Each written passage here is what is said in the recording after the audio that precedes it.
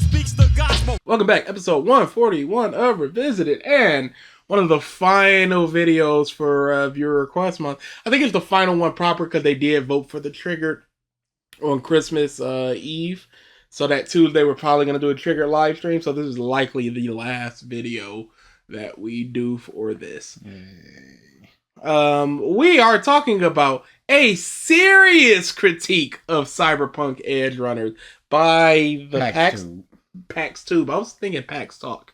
Yep, as always, never heard of them, and that's not to say that they're not big or not worth noting. Just never heard of them, so nothing against them. What did you think of Cyberpunk Edgerunners? Yep. I feel like we're about to be very similar in our thinking. Curtain down, I just went, that was media. I experienced anime. There were colors. There was voices going. Things happened. And it will not stick with me. I think Cyberpunk, as a genre in its entirety, is more about style. And there's no doubt about it. Very cool things happening on the screen.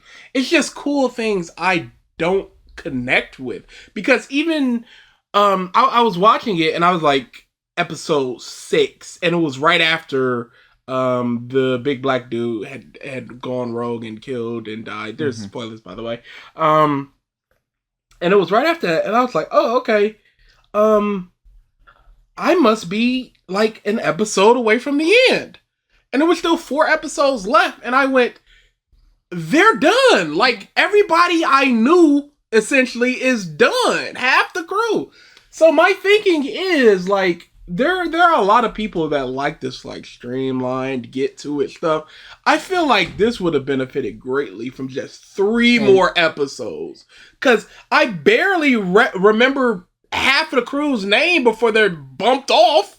And I was, because I finished it this morning, and I finished it this afternoon. Today was very, very slow, so I had time to put my thoughts together, and it was just sort of, as I'm watching, I'm just like, I can see what's happening here, and they were, like you said, it seems to be a scale of the world of most importance, the world, the style, the relationships, and then relationship. No. Relationships. And then the character. Because I'm going to tell you this. It just goes in that order. The relationships, it's just like, black dude and the big muscular girl are together. Why? Only so that they can have that moment of them dying and just like, oh, I did this. Was this my fault? Blah, blah, blah. Rebecca, the brother, I forgot he was the brother. He died, and I was just like, oh, a crew member died. Because they mentioned it like once. But that was only there for that moment of boom. And then to have that parallel of David just going, I don't want this to happen to you. And also Rebecca likes him from the 1 year time skip. We don't get to see that because it's not about... It's not a 1 year time skip. Yeah. It's a few months. No, it's 1 year. I saw it was 1 year. I think it's 1 year since he joined, but it's a few months. That's online. It was 1 year. Did you AI it? I did not AI it. But that only happened not because of the characters, and it's like, no, we need to get to this point. A lot of this just seems like we need to get these characters to this point. The big black guy dying, it was just sort of like a reflection of Davis. It just going, he doesn't want to end up like this. He had a girl, he wanted to protect her, she died protecting him, and then he goes psycho and he just goes, I don't want to be like that. And that's really the only purpose of both of those characters. It's all about what they do for David and Lucy. Each and every character. They're not characters in and of themselves, and so their relationships are only reflections about what they mean to Davis. And it was just Kiwi only really has any sort of relationship with Lucy. Why? So that moment when she's about to die, it's just like, save Lucy. Why? Because they have that one relationship, and that's all it is. Everything here is just like, the relationship that these characters have is just for this moment. It's very superficial because you don't really get a deep dive. Even with David and Lucy, you're looking at it like, oh, they've fallen madly in love like 2.5 episodes in. And I'm like, I haven't had a time to feel like they'll do whatever they need to for each other. It just kind of happened. And it's kind of lampshaded in the beginning of just like, yeah, this is the first person that I've ever shown this moon thing to. Why? Well, it's not really felt answered. right. It just felt right. And then you just have to go, okay, clandestine destiny, and they're just together or whatever. It's just fine. But that's all it is. Just we need to get these characters to this point. How do we get to these points? Well, they're brothers, and then she goes psycho, and then I don't want you to end up like that, and I don't know why why Rebecca likes David. I don't know, who cares? But they need to get to this point because it's boom, boom, boom, so they can have that talk while they're walking and just go, I trust you with my life, and then she feels jealous of Lucy. Near the end, you got the mustache guy, mm-hmm. Rebecca, Lucy, and David. Mm-hmm. The only thing that matters is Lucy getting out. Yep. David has to die as well, or has to be captured, more likely than dying. Mm-hmm. So Rebecca lives, Rebecca dies, doesn't matter. Yeah. Mustache guy lives, dies, doesn't matter. She could have gone out in a self-driving car.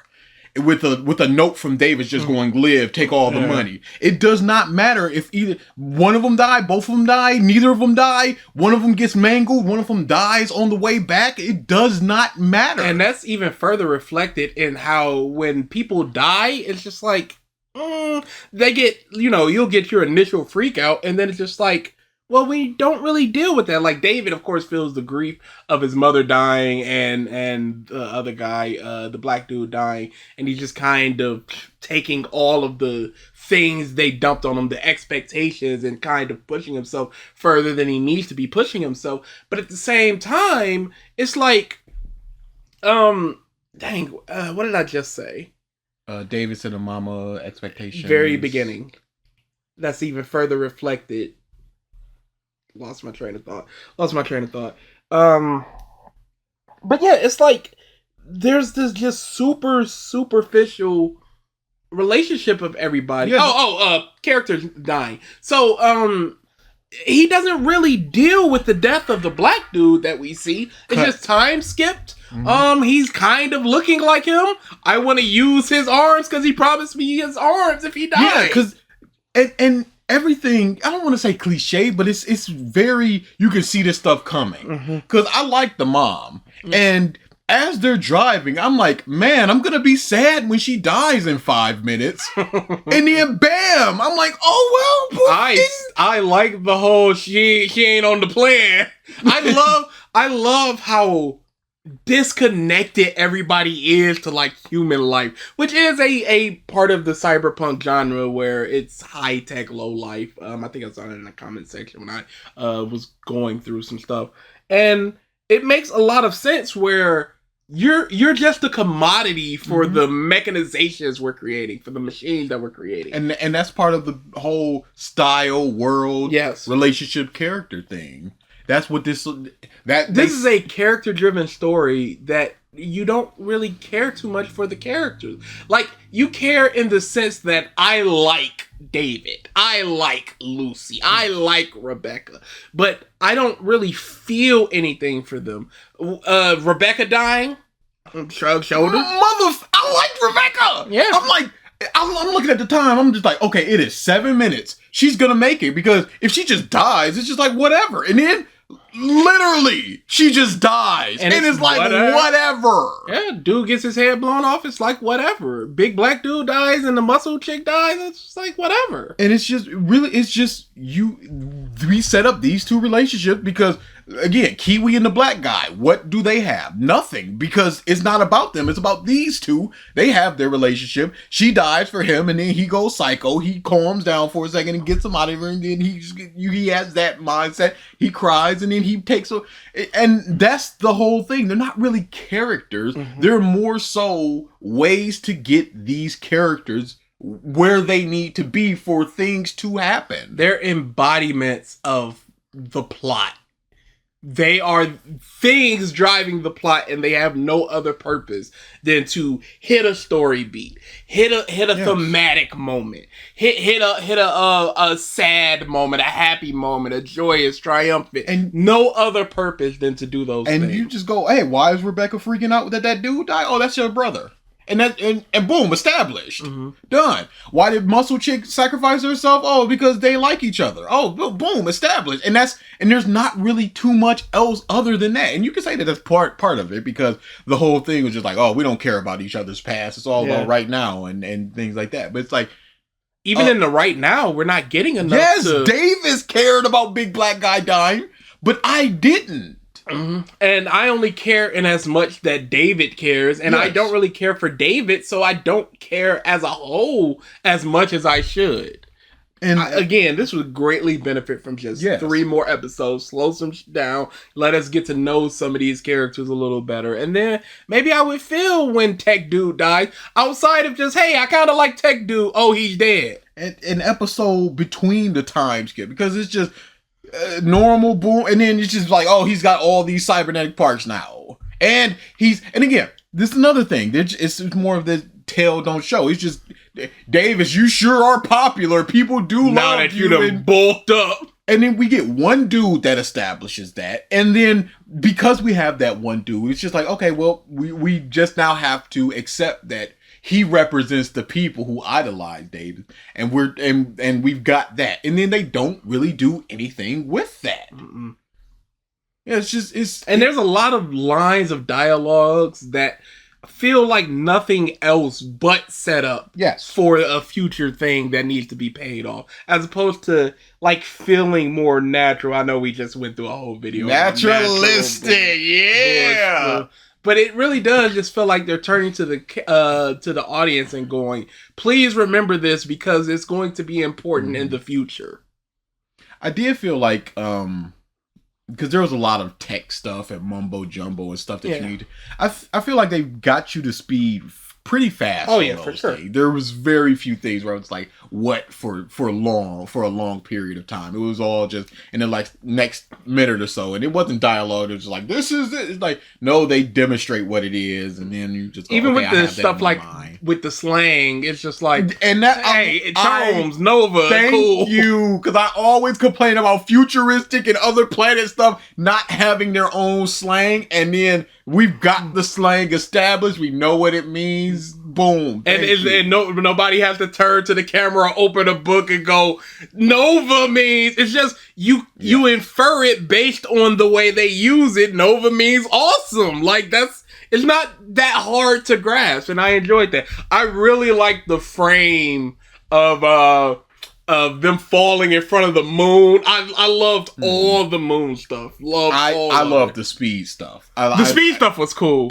There were 2 moments where I was just like, I loved it. It's when he's on the top of the truck and he activates it and he's standing still, but the trails are still going because he's actually moving on the street. I was just like, that's super cool. And then right after the time skip where and then you see it in real time where it's just bam, and I'm just like, That's good stuff there. But going back to what you said about dialogue, it's just like you can just feel this coming back, and here it comes. Where they just doing Adam Smasher. He's the biggest. He's the most, I don't know, the urban legend Adam Smasher. Have you ever heard of a big robot. He's no more organic. I'm just like, okay, a reflection of what he's to become if he was to go down this path. And maybe even has to battle him at the end in order to triumph over. Did like that he lost and died. Yes.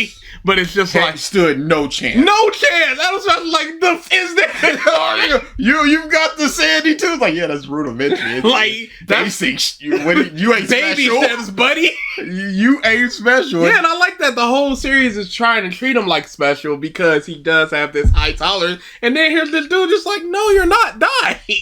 Enjoyed that aspect of it. There's a lot to enjoy about it, but it's just not enjoyable enough to me. It's something I'm never going to come back to unless we need to do another video and I need to refresh myself. And I would need to do that because I'm not going to remember a lot of it like in 3 weeks. It's different from something like Naruto where I really don't like it, so I remember a lot. My Hero where I really don't like it, so I remember a lot. One Piece where I really like it and I remember a lot.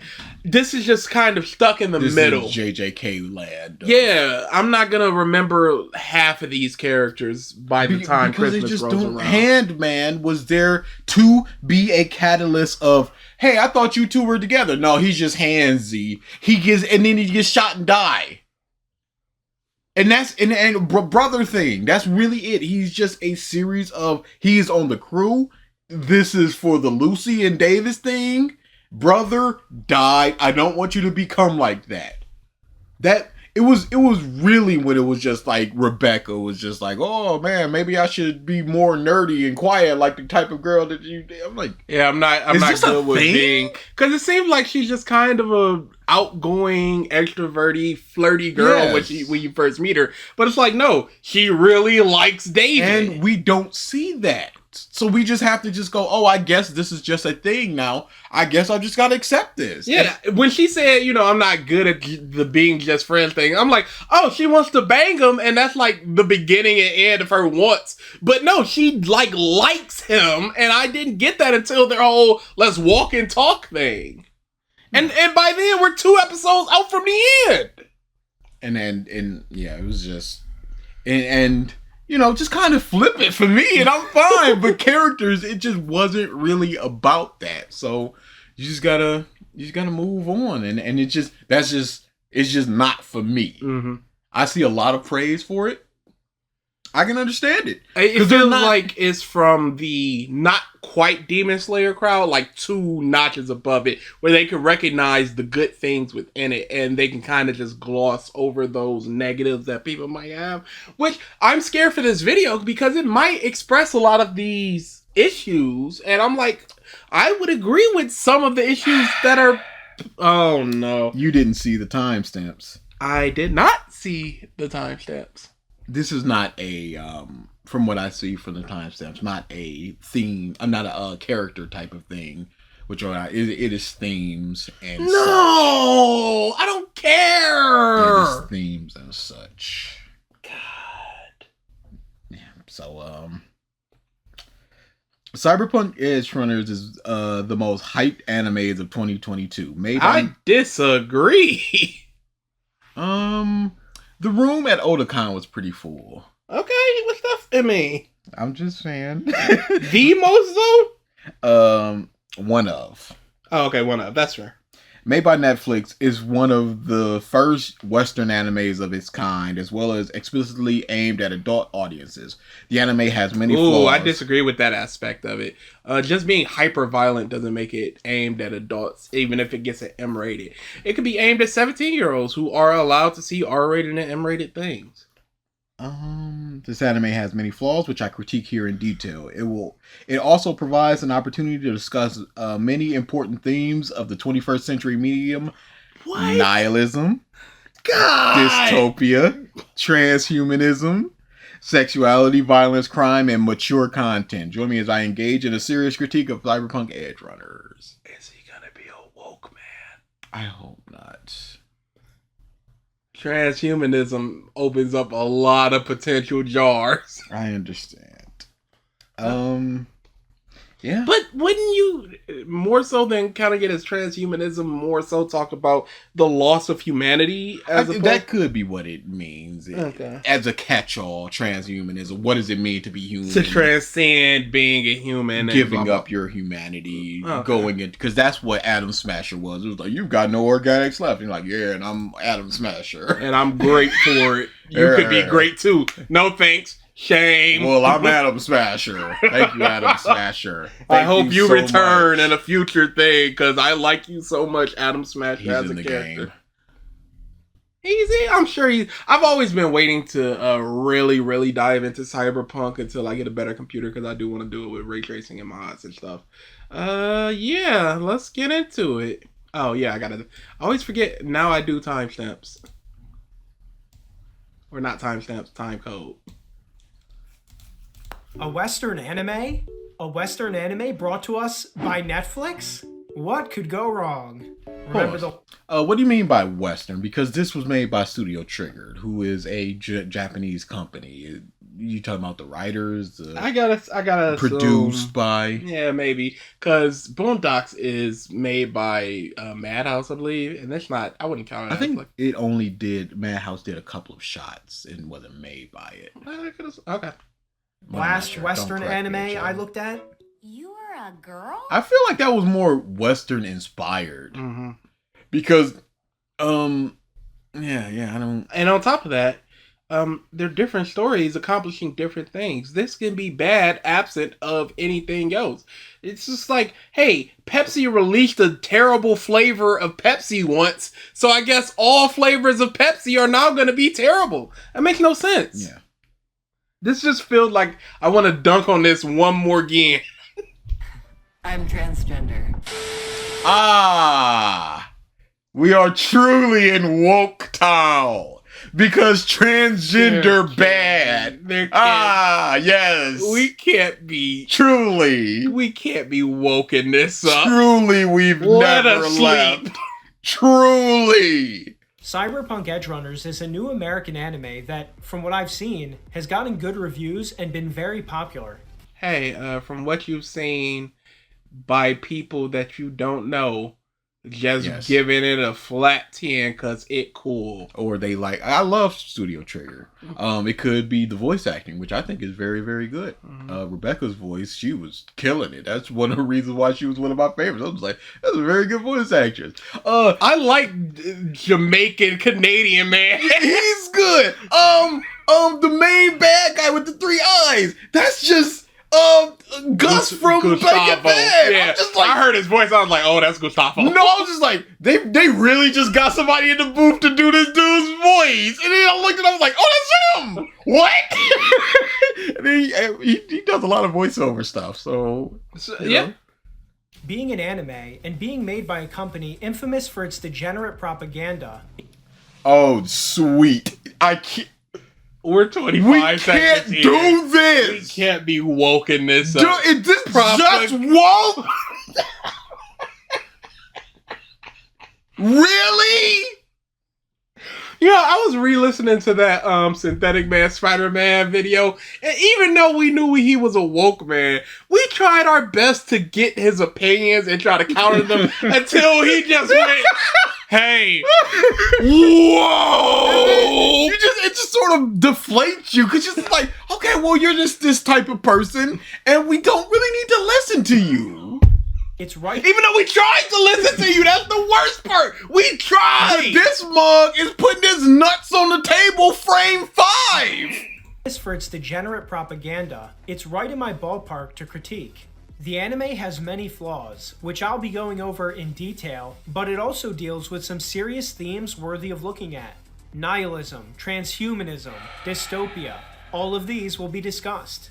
Edgerunners also provides a great opportunity to point out the problem with modern animation for adults as a whole. Now, to be clear, I don't have Netflix and I don't watch their programming. However, I will critique popular media like this when it's warranted. I've also never been a fan of the Cyberpunk game franchise. I don't really know it. Franchise. It's a game, and I've never been a fan of it. I don't really know it. Why are you watching this? Yeah. I don't like Netflix. I don't like this type of anime. I ain't never played this game. Seems like you just want to complain. Cyberpunk game franchise. I don't really know it, and I don't really care to know it. However, I think this puts me in an even better position to critique the show fairly, as I have no bias either for or against Cyberpunk. You just said I don't really like the game series. And you have a bias going in against Netflix. Yes. And Western anime, apparently, because you show High School Guardians or Spice or whatever that was. High Guardian Spice. Yeah, so, like, people need to stop with this. I'm coming in as unbiasedly as possible. No. Impossible.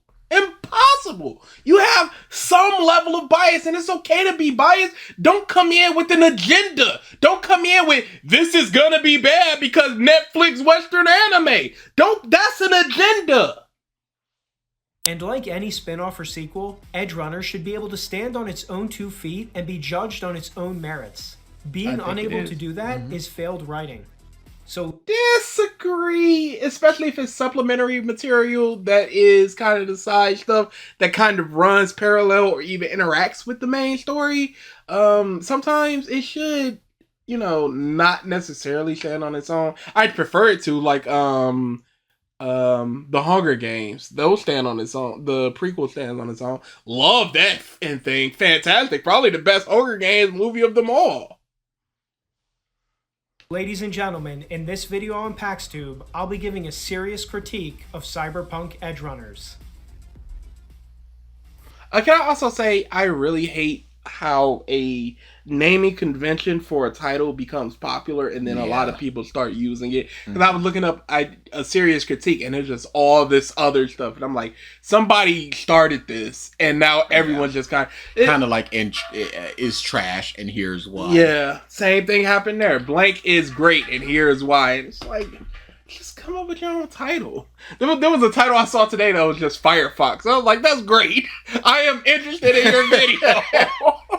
The anime opens in a dystopian future in a run-down but technologically advanced city called Night City. The streets are in complete squalor. They're littered with trash, graffiti, and the homeless. This squalor is in spite of the fact that the city has technology that's far superior to our own today. Really, if you just took away the technology, the city is just modern-day Los Angeles. I saw the flag! This is a woke man!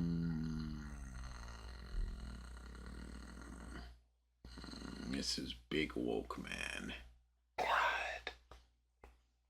I'll note right out of the gate that while we're shown that Night City is a hellhole, it's never really explained why it's such a hellhole. That's just the way... It's the poor part of the city. They said this. He comes from over there. It happens a lot in cyberpunk and dystopian futures where you have this technology and you have these rundown. It's basically one of the main plot points of this type of genre where technology is advanced but humanity hasn't. Like, we're still pieces of garbage. We're still treating people like crap. There's still megacorps owning cities and it's making things worse. You see those people just on the streets with the dumb VR sex humping thing. Yeah. And it's like, okay, you can just tell they are more interested in doing this because they're just doing it in the middle of the street. They can't even wait till they get home, if they even have a home, that they're doing it right here and now. So they're not working. Where do they hang out? In here. Why? Because it's the poor part of town. Highland Park is terrible. I wouldn't be like, why is Highland Park terrible? It's just in part of Detroit that's just trash. I don't need to hear, oh, this is where a bomb went off and then people congregated. Like, what do you mean? Why is it poor? Yeah, why are there poor parts of a city? Why are there suburbs and urban areas that are completely decrepit with derelict buildings? Because it happens. The economy in that city up and all the people moved over here. Could have been gentrification. Could have been anything. We don't need a reason why a poor neighborhood is poor. It's just taken for granted that this squalor is the way things are. Hey, look at this non-squalor! He has to go to the rich part of town. So there is a rich part of town, just like in any place else. Highland Park is terrible. Roseville is pretty good. Fantastic. They're like 10, 12, 15 miles away from each other. It's just the way that it is. I don't need a presentation as in 20XX the mayor of this part. I don't care. At our old house, you could go 2 blocks away and it'd be a fantastic neighborhood. It just is what it is. And then you go 2 blocks in the other direction and it's a horrible neighborhood. And this is no joke. And through the show, no one really questions it. Members of the Hey, why are we poor? Hey, why is everyone here poor? Why do you have gainful employment? Why are y'all rich? Why do they up there have a lot of money and we have little to no money? Why? Wait a second. Are we poor? Are we the poor? Why? Wait, well, nobody's questioning these. Wait a second. What? Like the meme of the dude standing up in a meeting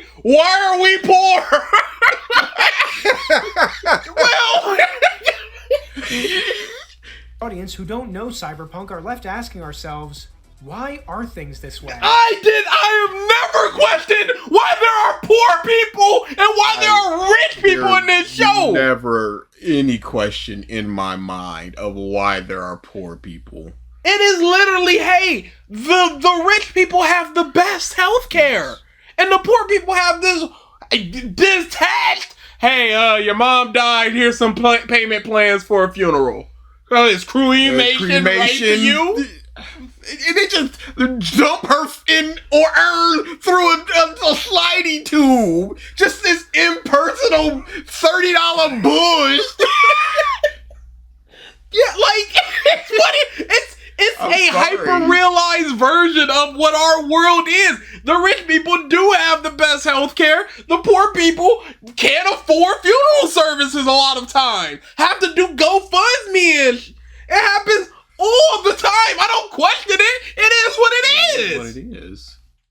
I understand that people who are already Cyberpunk fans might know how the world got here, but the show still has a duty to at least... It moved in the same direction our world is, except it's been like 100 years later. Is everybody supposed to have equal wealth? That's not possible because somebody's got to be selling the tech. So they go up. Hey, if you're selling tech, that means that people need to buy the tech. If they can't buy the tech, then they're going to be lower down. There's a wealth gap in America right now. This show just pushed it further and further and further. How hard of this is a concept to grasp? Let's give the audience a summary. Here's why poor people are poor. He legitimately wanted in 2020 XX. The muffin mayor did this. I did not want that. I do not care. The show still has a duty to at least give the audience a summary. I guess that would mean explaining complex societal problems that Netflix is scared to talk about.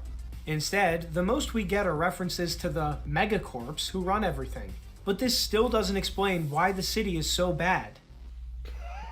Hey, why are any cities really bad? Mm-hmm.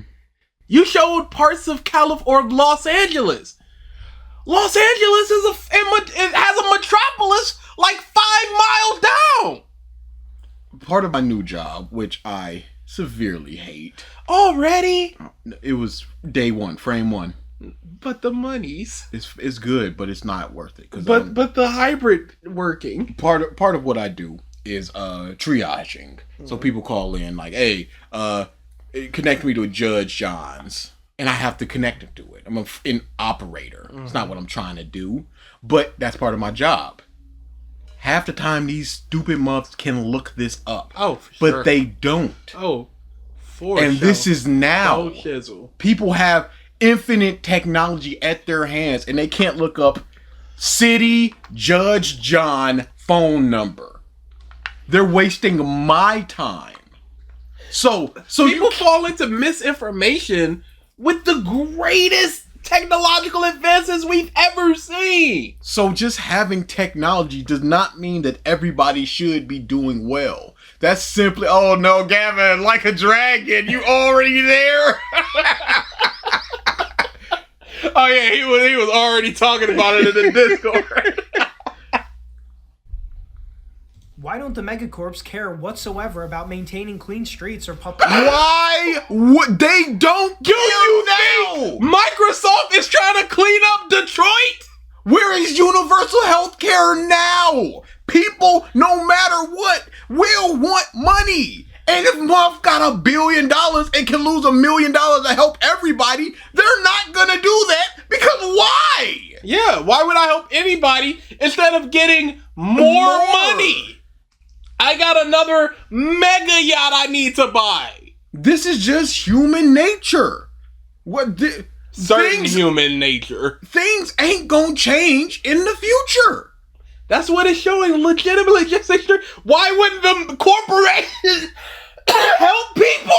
Back in the 1800s, you got one slave, but then Muff up the street got 16 slaves. Why isn't he donating 2 slaves to help me? Why ain't we all got equal slaves? Not even thinking about the fact that these motherfuckers slaves. Why ain't we got equal? The slaves weren't even equal. You had house slaves. Come on. Why isn't the megacorp helping the poor people? At this point, I'd sooner think this is a troll than actually believe someone is going, why isn't the... and CEO just got shot because he didn't help the regular person that paid for the service he runs! But you think Yahoo is gonna clean up the streets of Seattle?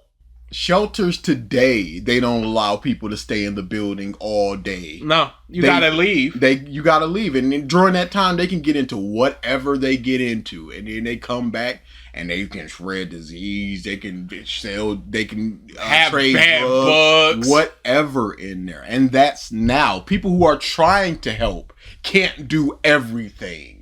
So people who don't want to help, why would they? Do you think Elon Musk wants to help the people? He said if somebody could come up with a plan to end world hunger, I'd do it. And somebody did, and he ain't do this. Well, not that one. And what's the benefit of cleaning up these streets? Is it going to make them more money? You would have to explain that, because if they're already on top, it's like, well, I'm going to put my money into this system that may not benefit me? No. Hey, you know when the streets of Los Angeles, which you noted was a horrible looking place, got cleaned up? When like the Chinese king came over and they were like, we gotta make this look presentable. So they shuffled off all the homeless people and whatever that route was, they cleaned up the streets. The government and the megacorps worked there to clean up. Just to look better. But here, no! This is crazy. This is pure bars. Public order. You can't just say they're corporations and that alone explains why they're bad. Also, isn't it interesting that Netflix, a corrupt corporation, is here to tell us what corrupt corporations really look like? Do you think Netflix wrote this anime? What's bad about Netflix? What have they done? How are they corrupt? Dude, there's no way you think John Netflix is like, yo, I got a script we're gonna push through. Get whatever Japanese moms can animate it. Get some voice actors. Corporation's bad. But aren't we the corporation? Yes. Drop mic. These stupid people won't understand that. Really makes you think. No, it don't. I don't think for a second on that. Edgerunners just wants the audience to take it for granted that the people running Night City are all heartless scum and nothing can be done about it. Hey, yeah. People have become super detached. The Edgerunners, they get a new guy, he blows himself up, and they go, dang. Man, it do be like that. It be like that. Just overzealous. Whatever. What's the next mission? In reality, of course, things are never that simple. No, they're happening now and have been happening for a very long time, and it's quite simple. What's a megacorp you think is helping people? I just want right now. Like, what's a megacorp? I don't mean, hey, we're gonna take your money that you rounded up on your purchase and then take all of the people that did that and donate it over here to whoever, St. Jude's, what have you. No. I mean, who's doing actual great things? Nestle employing child slaves and charging for water? The best you could say is like Pfizer and Moderna, where they could have been like $10 a pop for these vaccines. They tried to jack it up after the first round. I understand, but the first round was free. I think the first round was free because the government bought it all. Oh, never mind. So who's helping? Mark Cuban has a medical company where he charges, instead of like $600 for insulin, he'll charge like $30. Is that? Does Red Cross count? Is it a mega corporation? I haven't heard any dirt that they got. But I don't know if they're a I wouldn't count megacorp. them a megacorp. I'm talking like the Nvidias, the Yeah. Microsofts, is. Poor living conditions like those in Night City can almost always be directly traced back to human decisions and government policy. Yes, and human decisions. How is a mega corporation gonna stop a drug addict? Hey, who do you think is in charge of the megacorps? Do you think they just like run themselves? Do you think the building is the megacorp and it wants to help humanity? Or are it the people within and the lobbyists that pay the government off to help the megacorps get more power? Sort of like what's happening in the world today. Crazy makes you think. This is gonna be crazy. a bad This is gonna be video, a dude. long one. A city being a hellhole is not an inevitability. This leads to the first. No, but this city being Yeah. a hellhole was an inevitability. The rich neighborhood ain't like this. Whoops. First problem of the show. It promotes a nihilistic worldview. It doesn't promote No, it it. doesn't. It showcases it. Yeah, because literally his mom was just like, "You can make it to the top." She has such faith in him. He gets snapped out of his "I'm going crazy with love" from the person he was trying to save. We can do it. We can save her. It just has nihilism in it, but it's not 100%. I don't think it's a promotion. Yeah, It's an promotion is exploration. crazy. It gives us the idea that people have no power to change the systems they live in. He's literally working against the system he lives in and changing things. The is he talking about? Despite the countless historical examples of that happening. For those Okay, of- but it happens to people, and this is just not one of them up that it happens to. Gandhi, yeah, he can change the system, but maybe there's a Gandhi in this world that does change the system. It's just not this motherfucker. Maybe just changing 2 or 3 months' lives is good enough for him, which is what he wanted, and he got. The belief in nothing. A lot of the theme of the story is them trying to have the person they care about go, "I believe in you." I say it's working against nihilism. If anything, promoting it. They're worried about each other when they start going psycho, and Rebecca, the brother. aware, nihilism is a philosophy that believes that nothing anyone does matters and that life is pointless. One of the core tenets of nihilism is its opposition to traditional Western philosophies, especially Christian philosophy. Is this mother a Christian woke boy? Hey, they coming for us. Nope, that's the end of the video. That's the wee woo. Night City. This is Detroit, Michigan. It's become a popular worldview among the people with power in America, and they love to insert it into basically all of their media. Rick and Morty and Big Mouth are obvious examples of other Western animations with clearly nihilistic outlooks. Hey, Rick comes to grips with his nihilism several times in the show and tries to grow from it. Yes. People do, and they have several episodes where Beth looks up to Rick strictly because of his nihilism, and they treat it as a bad thing she does. I'll expand more on this nihilistic message as the video goes on. Hey, how about you just explain it now in the section about nihilism? Nah, we'll get to it later. I'm so tired of this. Yeah. Don't bring it up So now. in the first episode, we meet our main character, David Martinez. He's a young man who goes to a prestigious university in the city. His mother is a single mom, and they can barely afford the school. Despite this, she pays for David to go there because she wants him to be successful. We're never told what happened to David's dad, and that is never explored. Does it need to be? Yeah, I think it's fine that we don't get that. I Because- never thought about him like once in the show.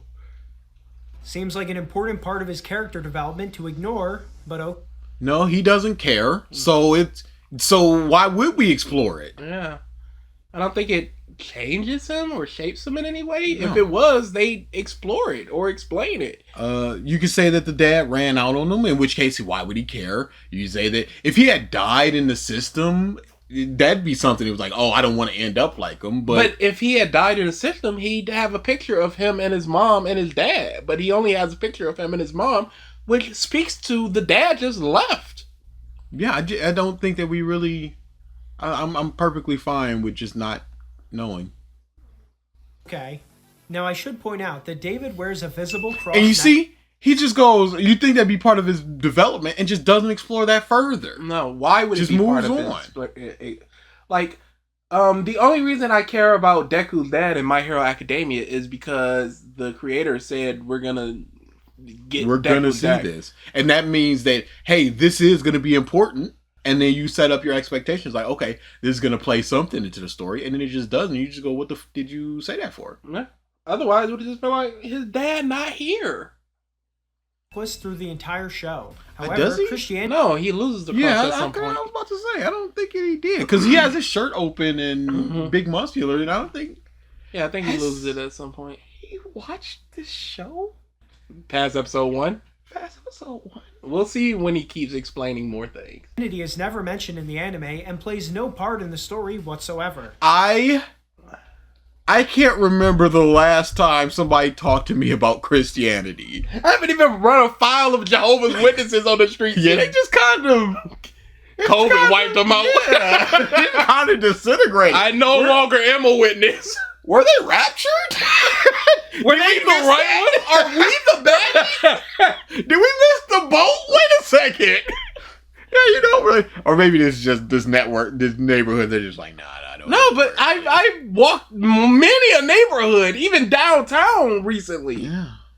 I just haven't seen them. I used to see them like 3-4 times a month, maybe. Even if I didn't run a file of them, I'd at least see them. Yeah, I don't think that we need explicit explanations of Jesus Christ.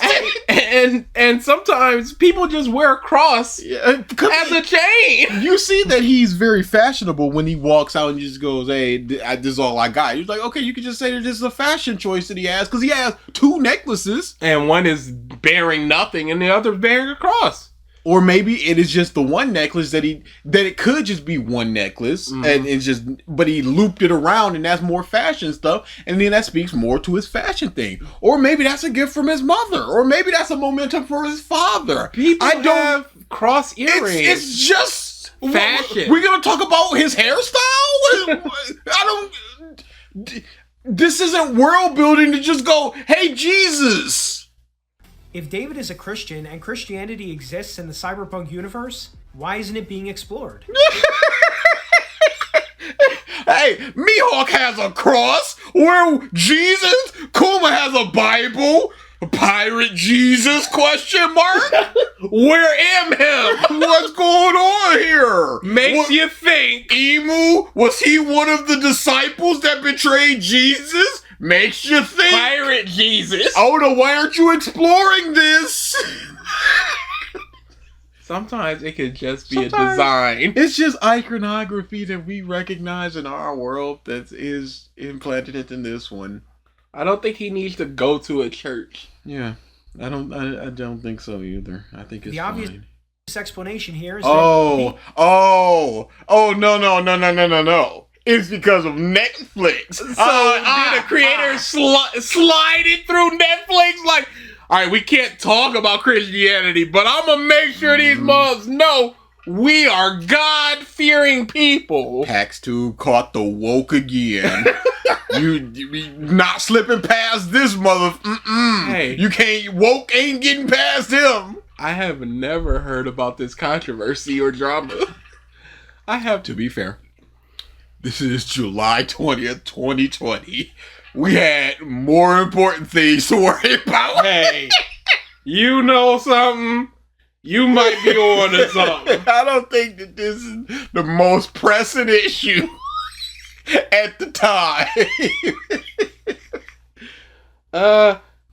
There's no way you got this from Catholics and Shame. I was just about to say. Hey, it's one of them in skeptics.com. She is a writer for Catholic Exchange and CatholicWorldReport.com and Crisis Magazine. I will say, that looks like trash. What, Cursed? Yes. This does not look very good. Alright, let's see. It is canceled, of course. Cursed is an American fantasy drama television series that premiered in the... I don't need that part. Premise. Cursed is described as a reimagining of the Arthurian legend told through the eyes of Nimue? A young heroine with a mysterious gift who is destined to become the powerful and tragic Lady of the Lake. After her mother's death, she finds an unexpected partner in Arthur, a young mercenary, in a quest to find Merlin and deliver an ancient sword to him. Over the course of her journey, Nimue will become a symbol of courage and rebellion against the terrifying Red Paladins and their complicit King Uther. Not Arthur, Uther. The show is described as a coming-of-age story whose themes are familiar to our own time: the obliteration of the natural world, religious terror, senseless war, and finding the courage to lead in the face of the impossible. No! Dude, this has nothing to do with woke or not woke or whatever. Or Christian drama. This looks like who? It's just a terrible looking series. Oh my goodness. Oh Lord, this trailer is god awful. What are we doing? Okay, nah. Come on now. I wouldn't watch this just to watch it. I do not This isn't the Christian thing. It's just trash. Things can just be trash and Christian. Or anti-Christian. Or whatever. It can just be trash. An infamously anti-Christian company, Netflix didn't want to have an actively Christian main character. But they allowed a cross? Alright, cool. Yep, sure. Can't have that. Oh, yep, that's you. That's John Netflix. Waggling his fingers at the Lord. I don't see no Jesus. Get him out of here. You better not even name a character, Chris. Especially in a nihilistic show. This, of course, begs the question of why they even included this necklace. It doesn't beg the question at all. Thanks, whichever cat you are. Christianity isn't a look, it's a religion. Hey! It's a look! It is absolutely a look. You should see some Christian earrings, cross earrings. I've seen a cross tongue piercing. People do just wear it for fashion. I used to wear an ankh for fashion. So as the show goes on, we see more and more aspects of what makes Night City a true dystopia. One positive of Edgerunners' depiction of dystopia is that it shows some things we actually would see in a dystopia. As opposed to the things we wouldn't, like the disparity between wealth and a cross as a necklace. Homeless people on the streets are strapped with self-masturbating machines, and VR porn is shown as widespread. People waste their lives away in VR fantasy worlds as they get plundered by the society's most powerful. Transhumanism is common and used by many people. Sexual liberation is shown as the political tool for control that it is. No, that's just one of the aspects, because we only see premarital sex. Yeah, what's the problem? And porn. Boobs bad, but that's only a couple people that we see. We don't see everybody doing that. This could be an aspect of drugs. This could be an aspect of them just not having enough money to buy the proper tech, so they wear out faster. It could just be a lot of things. It's not all just the booty. For one, would have liked to have seen this explored even more. Yes, tell us more about how a corrupt ruling class uses sexual degeneracy to weaken and demoralize the population. Do we need to watch the rest of this? I think we got it. I honestly do think we got it. Alas, we don't get that. And actually, Edgerunners itself... And this is a lot of more so of what the problem is, as opposed less of what the problem is, more of we should have gotten this. It's even, more of this. It's even less so of what the problem is, and it's a problem. Engages in the exact over-sexualization it criticizes here. More about that later. I don't think it criticizes the overt sexualization. I don't think it does anything. I think it just uses it as a tool in the narrative. And if you're talking about the women just walking around naked, these are essentially just flesh suits for them. They do not care. So it's not like it's not tantalizing or titillating, if you were to put it into a vavoom word. It's just these muffs is just walking around naked and they don't care. At a certain point, I think it's Kiwi walks out naked and Davis is just like, ugh. And later Lucy comes out of the bath and she's naked, and the next time we see her she's got a wrap around her. It's just like, okay, Davis is the only monk that cares about modesty. These other people do not, because they're just robot arms and legs and boobs. Another accurate dystopian aspect of Edgerunners is how there's do you live in a dystopia to know what would be accurate and inaccurate in a dystopia? Because you could just it seems more of just like, based upon all the dystopian things that I've read, here are a list of common tropes and trends, and this does or does not do it. I honestly think it's just, here's what I believe dystopia would be, and this does it, and so accurate. Another accurate dystopian aspect of Edgerunners is how there's absolutely zero, and I mean zero, respect for human life in Night City. There's war-level crime on the streets, and there is, because we've got ambulances. These people do not. I don't know if it's the ambulances as much as the megacorps get money and things of that nature. No one cares. People suffer brutal injuries, and medical teams only bother to help them if they're rich enough to be policyholders. Those who die are cremated without any funeral and have their ashes dumped into metal cartridges. If Christianity does exist in the cyberpunk world, it went extinct in this city long ago. In fact, we don't see any religion in the show. Most character motivations are money or power, and God or the afterlife are never really talked about. Very telling, since a healthy belief in God could provide some much needed respect for human life to the city.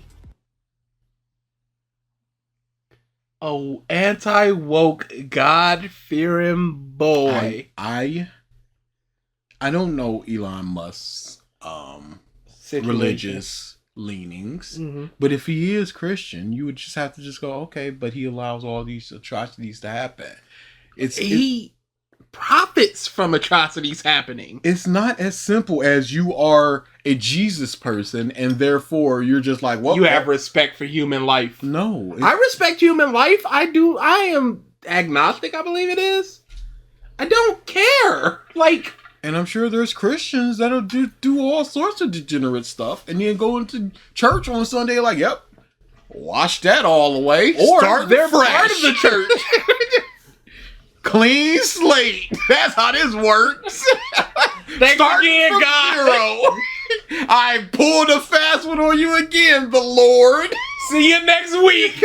How many Hail Marys does left the last time? I'm doing better.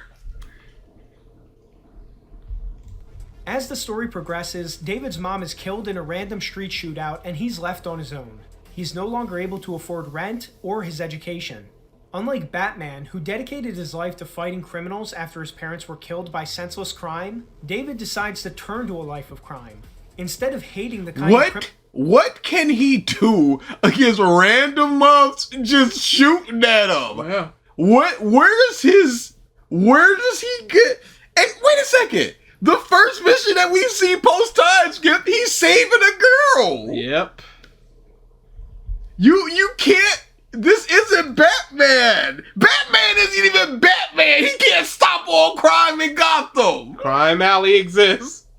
Yeah, this is just a different story. Hey, your parent died in a senseless killing by some criminals. And you're poor. So the only way for you to survive is to turn to a life of crime. So his motivation becomes to not become poor anymore, settle the debts, and then it's just like, hey, now I want to take Lucy to the moon. What would happen to Batman if he were poor? Would he still be the Batman? Who knows? But hey, here's a story where it's not Batman. Yeah. This is a different character with different motivations, different wants, different goals. Tragedy happened differently. He's later in life. He's already kind of given up on everything. I guess everybody whose parents died just have to become Batman. Has to die in a crime, though. Yes. Yeah. And they must... No, if your parent died, you must fight the thing that killed your parents. Yeah. We're fighting... Take that, heart disease! And brain aneurysms. Just peeped a bunch of people in the chest and head. We're causing the thing we're fighting against. Are we the baddies? Transhumanism!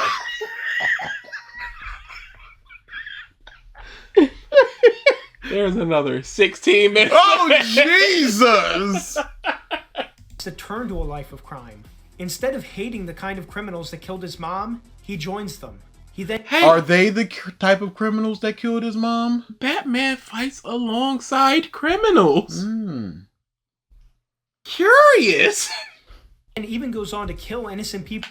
He was in a psychosis. This was clearly not in his right mind, as they showcased multiple times. He regretted it once he came back to his right mind. This was shown. This was not malicious. This was not intentional. This was a mistake brought upon by this thing that we've spent 6 or 7 episodes exploring. Your mind goes when you got too much mechs in it. That's what happened there. Them. He then even goes on to kill innocent people who are just like his mom later in the show. Innocent person, not people.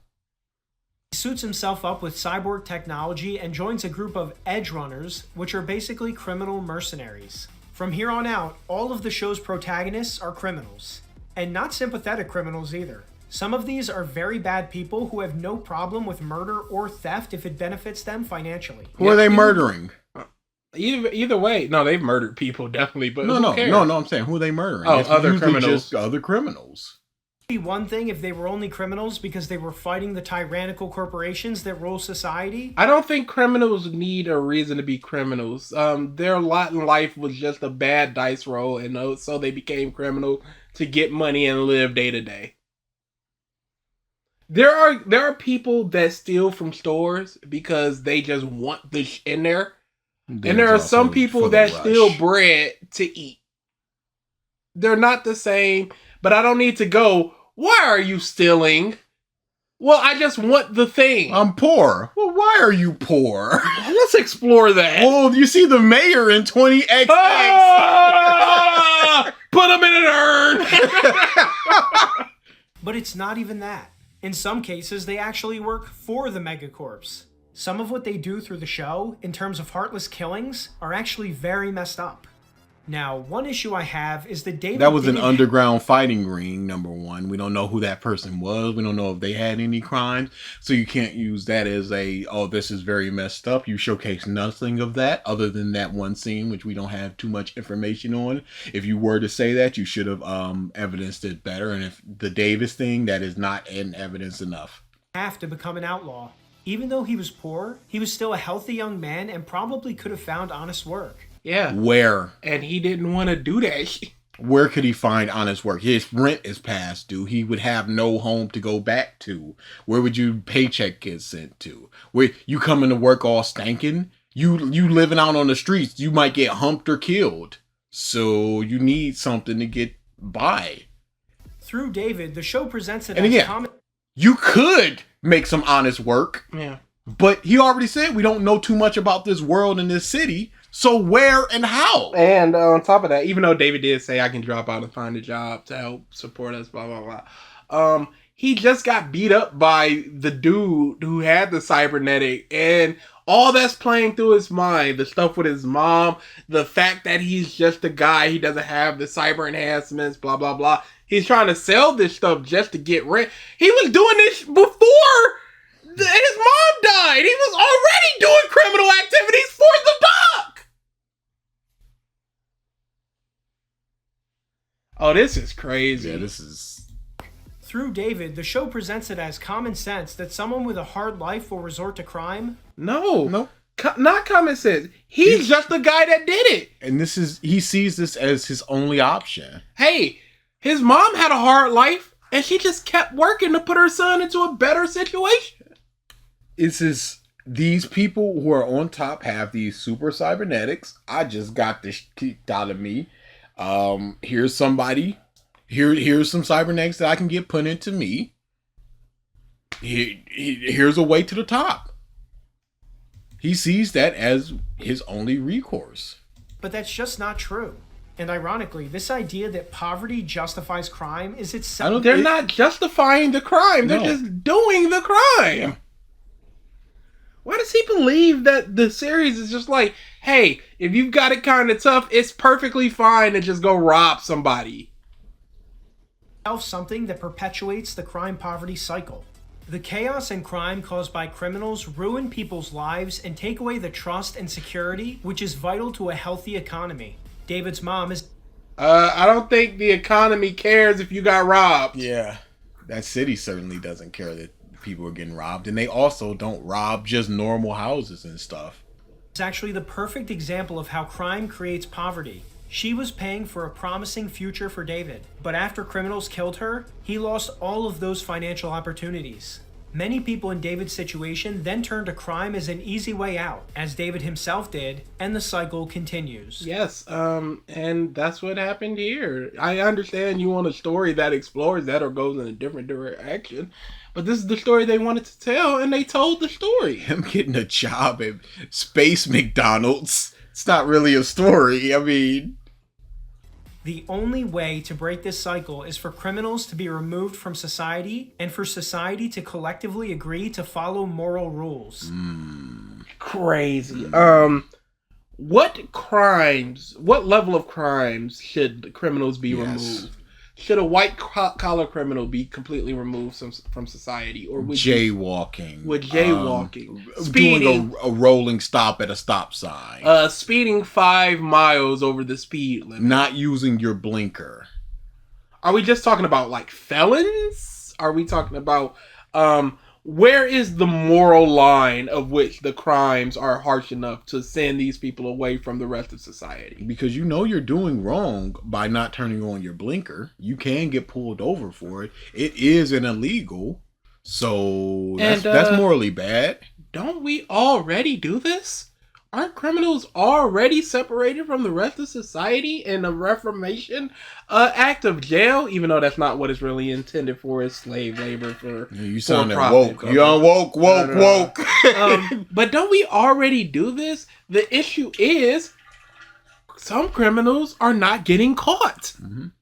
But his plan would probably be increase the police force, fund the police more, blah, blah, blah. I don't know how I feel about that. Would the police be then we got to worry about police corruption and stuff. But would they be separated from society if they did a bad? If they kill an innocent person reaching for their wallet, is that not a crime? And is it not something morally they should be separated from society for? Or is it just something that was done in the line of duty because they were legally allowed to kill somebody based on their job title? Woke. Woke. Without these things, cities are slowly hollowed out until they're the very hellhole that Edgerunners is portraying. Hey! It's kind of like they're telling that exact it's story! it's the thing, you see. You were almost there!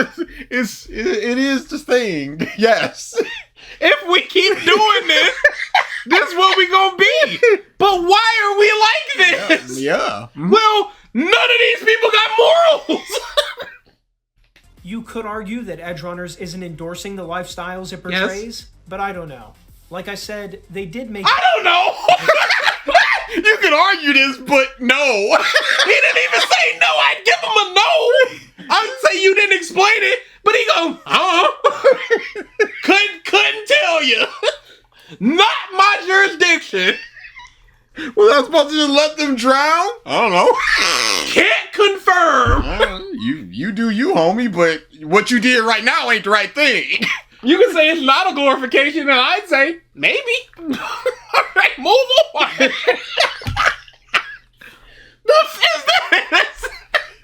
Here's your argument, and what's your counter? Well, I ain't got one, but I don't know. Maybe you're right. How do you feel about that? Huh? Do I win this debate? Am I the president now? Hey, maybe. All right, let's go to something else now. He caught me. I can't respond. Well, yeah, he semi-agreed with you. Why would you respond? You have maybe won the diss battle, sir. All right, I guess I can't diss you any further because you've already kind of said. Every protagonist a criminal. We eventually meet Lucy, the show's main woman. She's a pickpocket and hacker who works in the cyberpunk group that David joins.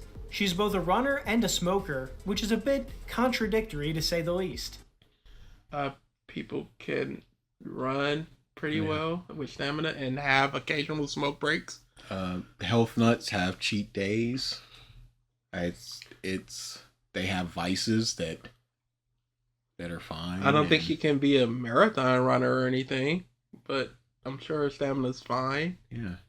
Who knows how long she's been smoking? There are also lung implants that we see that people can get to increase your lung capacity, and maybe the smoking doesn't bother her as much. Her and David gradually develop a romance. I wouldn't even call it gradual. Yeah. It was pretty start. Ooh, this is a nice shot. And she confesses to him that she really likes him, but she's afraid he'll die. He promises her that he won't. Now, one thing to note about these mercenary groups is that they're unisex and women work right alongside men. Now, I understand that they're all cyborgs, but women... Pause. I think we're done with this video. Yeah, we're done. We don't...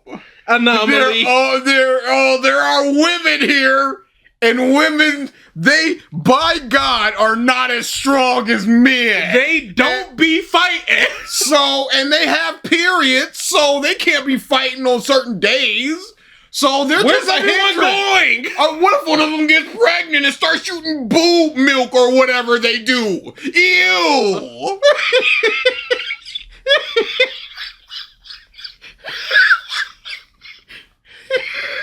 What the is dude?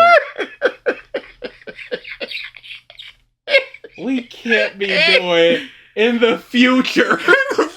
With cybernetic women fighting alongside men is a no. You see this? Future women?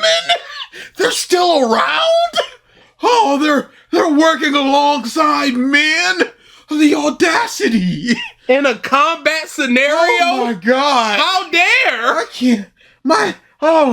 Jesus! I need. No, not Jesus! Jesus! Don't not even here. They're not talking about Jesus. Don't invoke Oh his my name goodness. in this potentially Christian show that couldn't be shown because Netflix is actually anti-Christian, even though they allow Christian iconography. Oh my goodness! Was it Midnight Society or whatever that show was, Midnight Run? They had a prominent priest and a church, and he was the main character. So.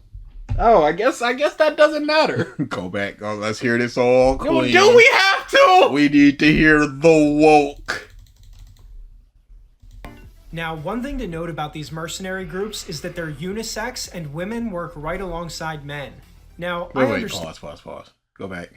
To the cyborg boob? Yes, he talked about not showing humping, but you gonna show this 3-boobed lady? Pay attention, sir. That they're unisex and women. Is that in the Ben 10 villain? My goodness!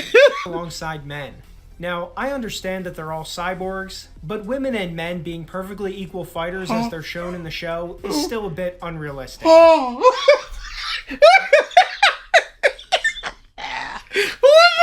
no woman can fight as good as a red-blooded American man. Latin man. Any man. Cross the board. I'd say in my cyberpunk fantasy show, I don't really care about realism when they've got anti-grav legs. They shoot like arm shotguns. I think some women can fight. Okay, let's just say this. To lift 1,000 pounds, men need 5 cybernetic implants. Let's say women need 7. Okay, they just get the 7 and now they can lift it. What's the big deal? Unrealistic is crazy. It's nuts. As we're watching this iron-canned man get tackled by a guy that can move faster than the speed of sound thanks to something in his spine. She just had a laser whip. And kind of held it together like she didn't even overpower that dude. It's fine, sir. Sir. Was she 2-arming it while he was 1-arming it? Like, they're not even equal strength! Because they're struggling now! Being perfectly equal. And she was about to easily kill her! What are we doing? What are we doing? We're doing woke! Fighters as they're shown in the show is still a bit unrealistic. Even with tech enhancements, women would still be behind men due to natural biological factors. Jesus! Dude, there are people that are more machine than human. Yes. I don't think biological advantages matter much in this world. We don't get a graph of Lucy is 50% organic and 50% machine, and you just go, okay, that means that she can lift this much. It just don't matter. It just don't.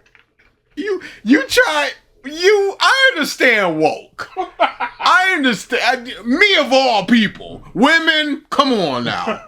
But dude, come on. You just looking for some Let's stop and think about this logically. No, I really would rather not think logically about a cybernetically enhanced future that women should still not be able to be on the same field as men. If technology affects both of the sexes equally, does it? If he's special and can do more than the average person! She has things he does not have! He has things a lot of people do not have! You can have leg enhancements. You can have arm enhancements. Maybe the lady just got arm enhancements and he doesn't have arm enhancements, and therefore she is stronger. It is not across the board. Everybody gets super arms, and therefore you get a plus 100 strength, so women are always 20 points less than men. No, it is, you can enhance whatever in whatever way you want. then doesn't it follow that men would retain most of their biological advantages? Jesus! We can't, please! For women, something to think about. No, it's not! I can promise you, throughout the entirety of watching this, I never once thought about that. And I can promise something to you, think about. if I ever need to rewatch It's it, something to think about. I will not be thinking you need about to it. think about it. 'Cause this You is just really don't. women. They logic. should not be anywhere equal to men. As the show shows, them being equal to men in like none of the scenes I showed. The group is led by Maine, a heavily suited up cyborg. Other members include Kiwi, a hacking expert, and Rebecca, a tiny female fighter. Yay. Some people have called Rebecca a loli, but fortunately, her character is actually a grown woman who's just short. Lolly tends to be the body structure and not necessarily the age. Don't say thankfully, by the way, like you're attracted to this character. I can legally jerk it to Rebecca, okay? And I'm fine with that. And you're fine with that. Morally, this cartoon is technically 20. That's all I'm saying. I'm not doing anything in the eyes of Jesus. The character is actually a grown woman who's just short. Her size actually varies wildly from scene to scene, like in this scene here. In the first frame, her head only goes up to David's stomach, but in the next shot, she's up to his neck. Isn't she squatting over in that other scene? Yes, she is. Because you can see her extend in the scene after. Her Her size actually So you varies can see wildly here, from scene to scene. she said, like in this squat, scene here. still And squat. you see, she still goes squat. up further. And there's also just animation inconsistencies Of course. where, it happens. It Her doesn't. head only goes up to David's stomach, but in the next shot, she's up And to it's his further neck. than his stomach before, so it's fine. 0 points for continuity. The team ends up going on many jobs together, though this is mostly shown through a montage and not actual scenes. One major issue of the show is how short and rushed it is. It I would agree with Yes. this aspect of it. It feels very quick. tries to tell its entire story in just 10 episodes, and this naturally causes a lot of time crunches. Edgerunners is actually a textbook example of how montages and time jumps don't replace real character development. Another issue with the anime is that most of the fight scenes are Pause. He He was close. He was so close. It's so funny that he's asking for all these things to be explored, and then he just kind of says what the issue is and doesn't really explore it.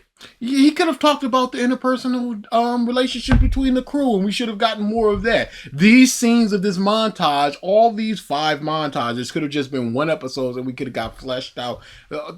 More of that instead of just going, we need more time. clearly meant to be more like a video game than anything realistic. The blood and gore is off the charts and just unnecessary. You can have a perfectly good fight scene without heads exploding and bodies getting torn apart. Using it once or twice to make a point is one thing, but when it's every scene, it's just It's a hyper-violent... Oh, he does have a cross here. Okay. It's a hyper-violent show. And he has the other chain. But couldn't you just say it's the brutality of the world, what they're doing? It's if you shoot somebody, you will get blood. So they shoot people and blood comes out. I'm okay, man. I don't know. It's fine. I'm not a prude when it comes to blood or anything like that. Yeah. just Just is what it is. excessive. And besides the gore, some of the fights are just downright ridiculous. Take this scene where David and Rebecca easily wipe out a small army of 20 to 30 enemies without even breaking a sweat. Rebecca stands in the middle of the room and Yeah, I found this very ridiculous. just unloads on them with multiple weapons without getting scratched. I mean, seriously, these guys can't hit the broadside of a barn. It ends with Rebecca blowing them all to bits with blood and gore spraying everywhere. Fight scenes being this unrealistic suck any tension there was right out of the situation. But the pro-crime message and the silly fight scenes are just some of the issues with the anime. Another big problem is how it handles sexual content. Edgerunners has a lot of nudity in almost every episode, which is completely unnecessary. There's also implied premarital sex and blatant VR porn that's thrown in the audience's face. Implied premaritals. Oh, I can't take this. Oh, I mean, not in my future robot gun shoot show. Dystopia. They can't be sexing. They can't put their robot penis into a robot vagine. Calm down. In other words, despite criticizing hypersexuality being used to abuse the population, It wasn't. That was your interpretation of some dudes jerking it on the streets of VR porn. And this dude, you say that he's gonna say they glorify it, but then yet they do it. Curious. But this dude is seen as creepy. It is just, hey, don't touch me. Davis and Lucy are just sitting around naked talking. They're not just going, hey, let me get some of that penis. It's not just swangling and dangling and jiggling and no, it's just like these people are walking around naked as people do in real life when they're comfortable with each other. Like I said before, Kiwi is just walking around naked because she just doesn't care. Edgerunners does exactly that to its own audience. This is actually a big problem with He tries to grab the boob and gets shocked. He is punished for his perversion. And they had to write it later in the scene. Like, I didn't like that. I gave him a shock. Are we get animation? Ding. Animation has nudity and that big problem. This is actually a big problem with so-called adult Western entertainment. They believe that sexual degeneracy equals good content for older audiences. Hey, sometimes the sexual degeneracy is hilarious. Yes. Archer is a show about degeneracy. And so is Cyberpunk Edgerunners. I can understand if it was some wholesome show, some wholesome adult comedy. Rugrats. And they tried to do some stuff like that. They would probably explore it and make sure it's known that this is a super negative thing. But these are shows about degeneracy. And it's just a joke. So there are certain things that you can make jokes about. And this is just simply one of them. It shouldn't be off the table, especially in an adult cartoon. And this episode, she's 17, I think, and she's coming on hard to Archer, and he's doing everything in his power to get her to knock that off. It's the running joke of the show, and of the episode, and it's funny. But it's not. It is, though. Mr. Pax. It's funny.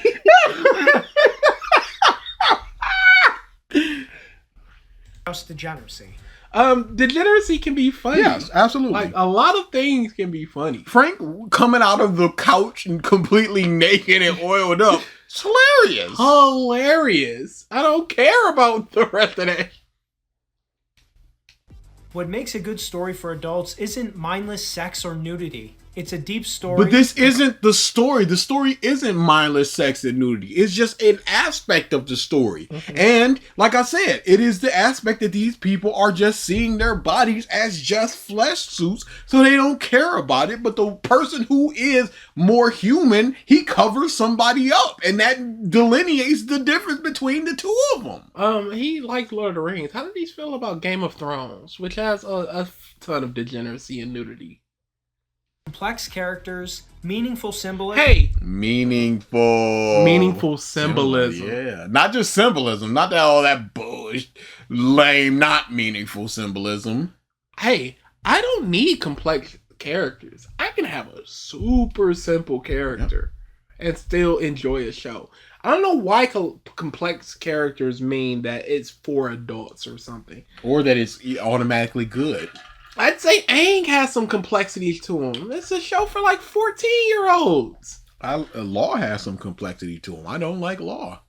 And a positive message. You don't need... No! Sometimes a negative message is...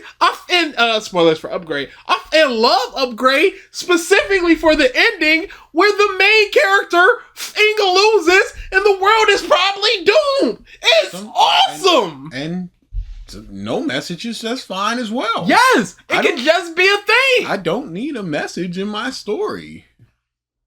Sex or gore to do any of that. No, you don't need it, but you can use it! Yeah. The reality is that nudity is put into these shows for coomers to gawk at and to demoralize the audience. No, because if coomers wanted to coom, they can coom anywhere. I don't think... Well, we all see the coomers fighting against video games, even though they could. The zero. Oh, dude!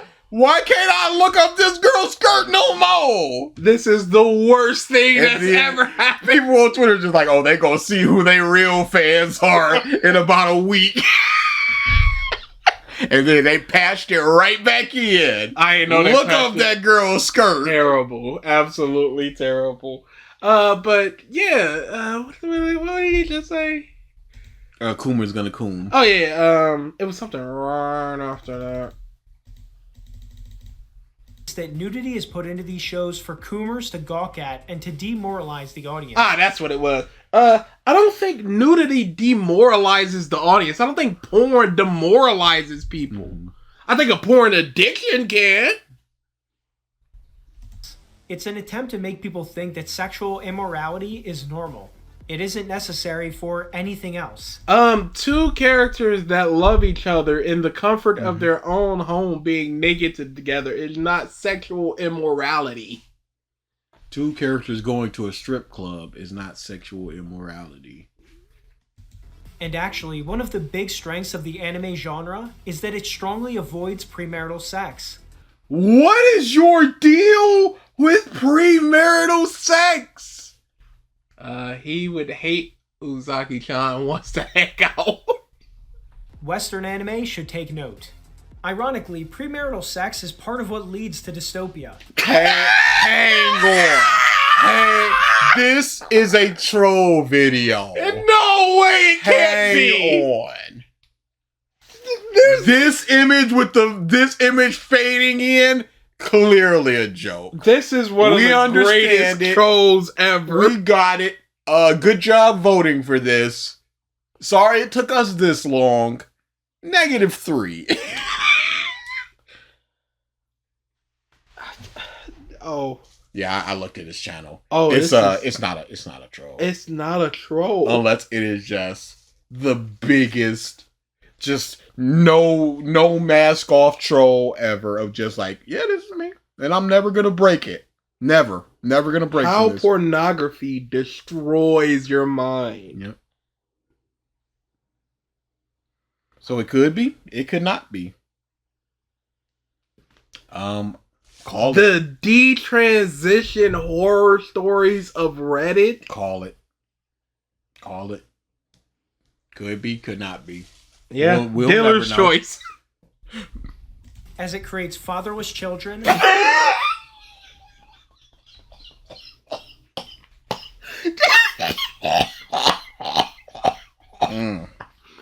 Hey, you know what would help greatly with that? Sexual education and preventative measures, like abortion, like contraceptives, like Plan B. All this stuff would really help. But I guess that doesn't matter. You should just not have the sex, as opposed to take the precautions to not father children when you have the sex. Rampant abortion. Rampant. Oh, you're just Abortion is going out of downhill. control. They're lining up around the block for abortion. It's crazy. It's just a factory. They're just going. It's just a conveyor belt, and they're flipping like unborn fetuses in the trash.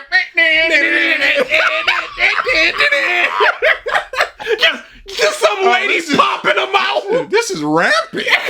This is the only word to describe this. They've created more jobs with abortion because the factories are overloaded. This is dystopian. Rampant abortion. I have never heard those two words strung together like that. Oh boy. They're completely out of rampant. Man, just Ikiba Gasuga through women. Just Alright, it's what's just on the horrible. docket today? You got 47 abortions today, doctor. Oh, that's down. Oh, that's a light day for me. They don't call me Dr. Claus for nothing. Oh yeah, the kids can definitely meet Santa Claus. Freddy Krueger ain't got nothing on me.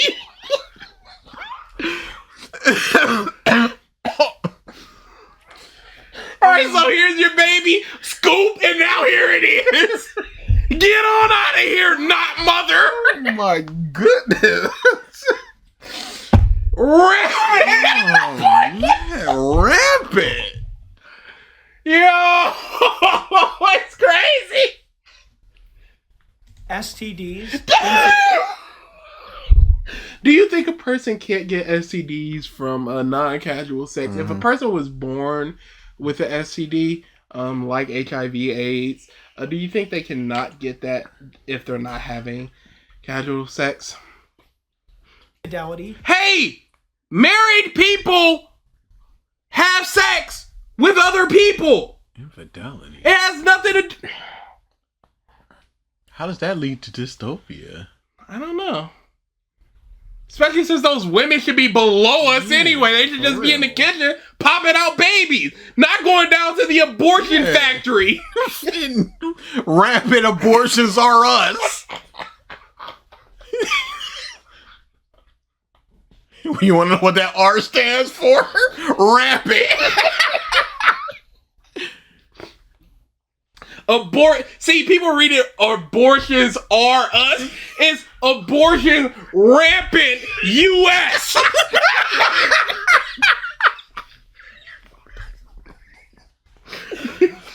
This guy is an idiot. And a general breakdown of family culture. Sure thing, sir. Hey, people wouldn't have families if they got abortion. The people who are having casual sex are having none of this. In this show, none of these things are happening. Hey, yeah, that's crazy, isn't it? Maybe the breakdown of family. No. Oh, I guess not, huh? Hey guys, if you want to prevent a dystopia, one way to do that is to discourage premarital sex. Abstinence will lead us to a prosperous future. Yes. Where people aren't cyber jerking it in the street. Absolutely. Glad I am reformed.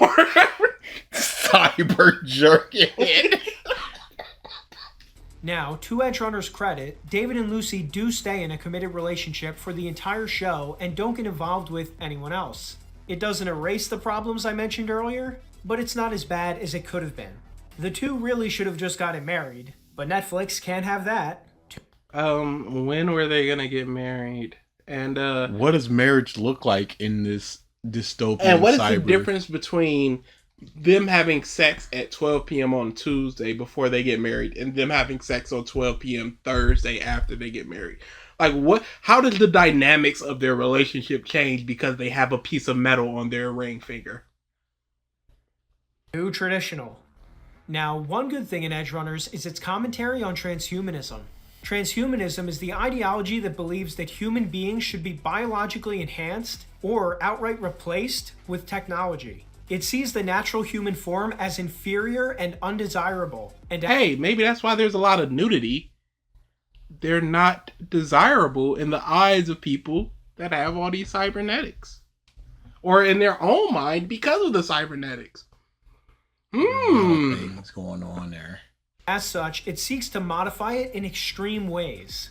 So for example, a technology installed into the human body that allows it to carry 10 times the weight of a normal human would be an example of transhumanism. Hey, but women, Yeah. they can't be, because No. the women are still... Ew. Yeah. The cyberpunk dystopia is the definition of a society that has fully embraced this transhumanistic concept. In order to engage in his mercenary lifestyle, David has to fuse cyborg parts into his body. These parts give him amazing superhuman abilities, but they also come at a horrible cost. You see, people attached to these cyber systems eventually lose their minds and become what the show calls cyber psychos. In other words, while you may get a temporary boost from becoming a cyborg, in the end you lose your mind and your soul. One of the characters even tells David the technology pushes your soul to the edge until you lose yourself forever. I find this to be a solid warning against transhumanism. And as the show progresses, David gets more and more symptoms of cyberpsychosis and has to resort to extreme drugs to alleviate them. What the cyberpunk... I love the doctor just going. His final thing was just like, just another story for another stupid kid. Yeah, another legend for another stupid kid. It's just like, go ahead and take him. It's not like I'm going to see you again. So good. He knew that was a rizzy rap. Gets wrong is its idea that humanity embracing transhumanism is inevitable. That is by no... Why do you keep saying inevitable? It's the world they live in. Just Yes. like people, quote unquote, embracing technology was not inevitable, but the world we live in is a very technologically infused world. They didn't say that this is our future and this is gonna happen. This is just a possible future. This is just a world that's going on. It doesn't mean that it's ours exactly. Yeah, this is 50-something years in the future. They're not going, oh, this is what we're going to Yep. be. 100%. means the case. If our society continues in its atheistic, nihilistic approach,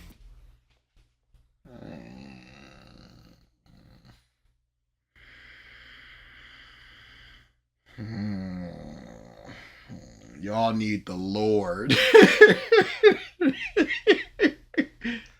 This mother posted a blurb that takes 3 minutes to read about a doctor-assisted suicide.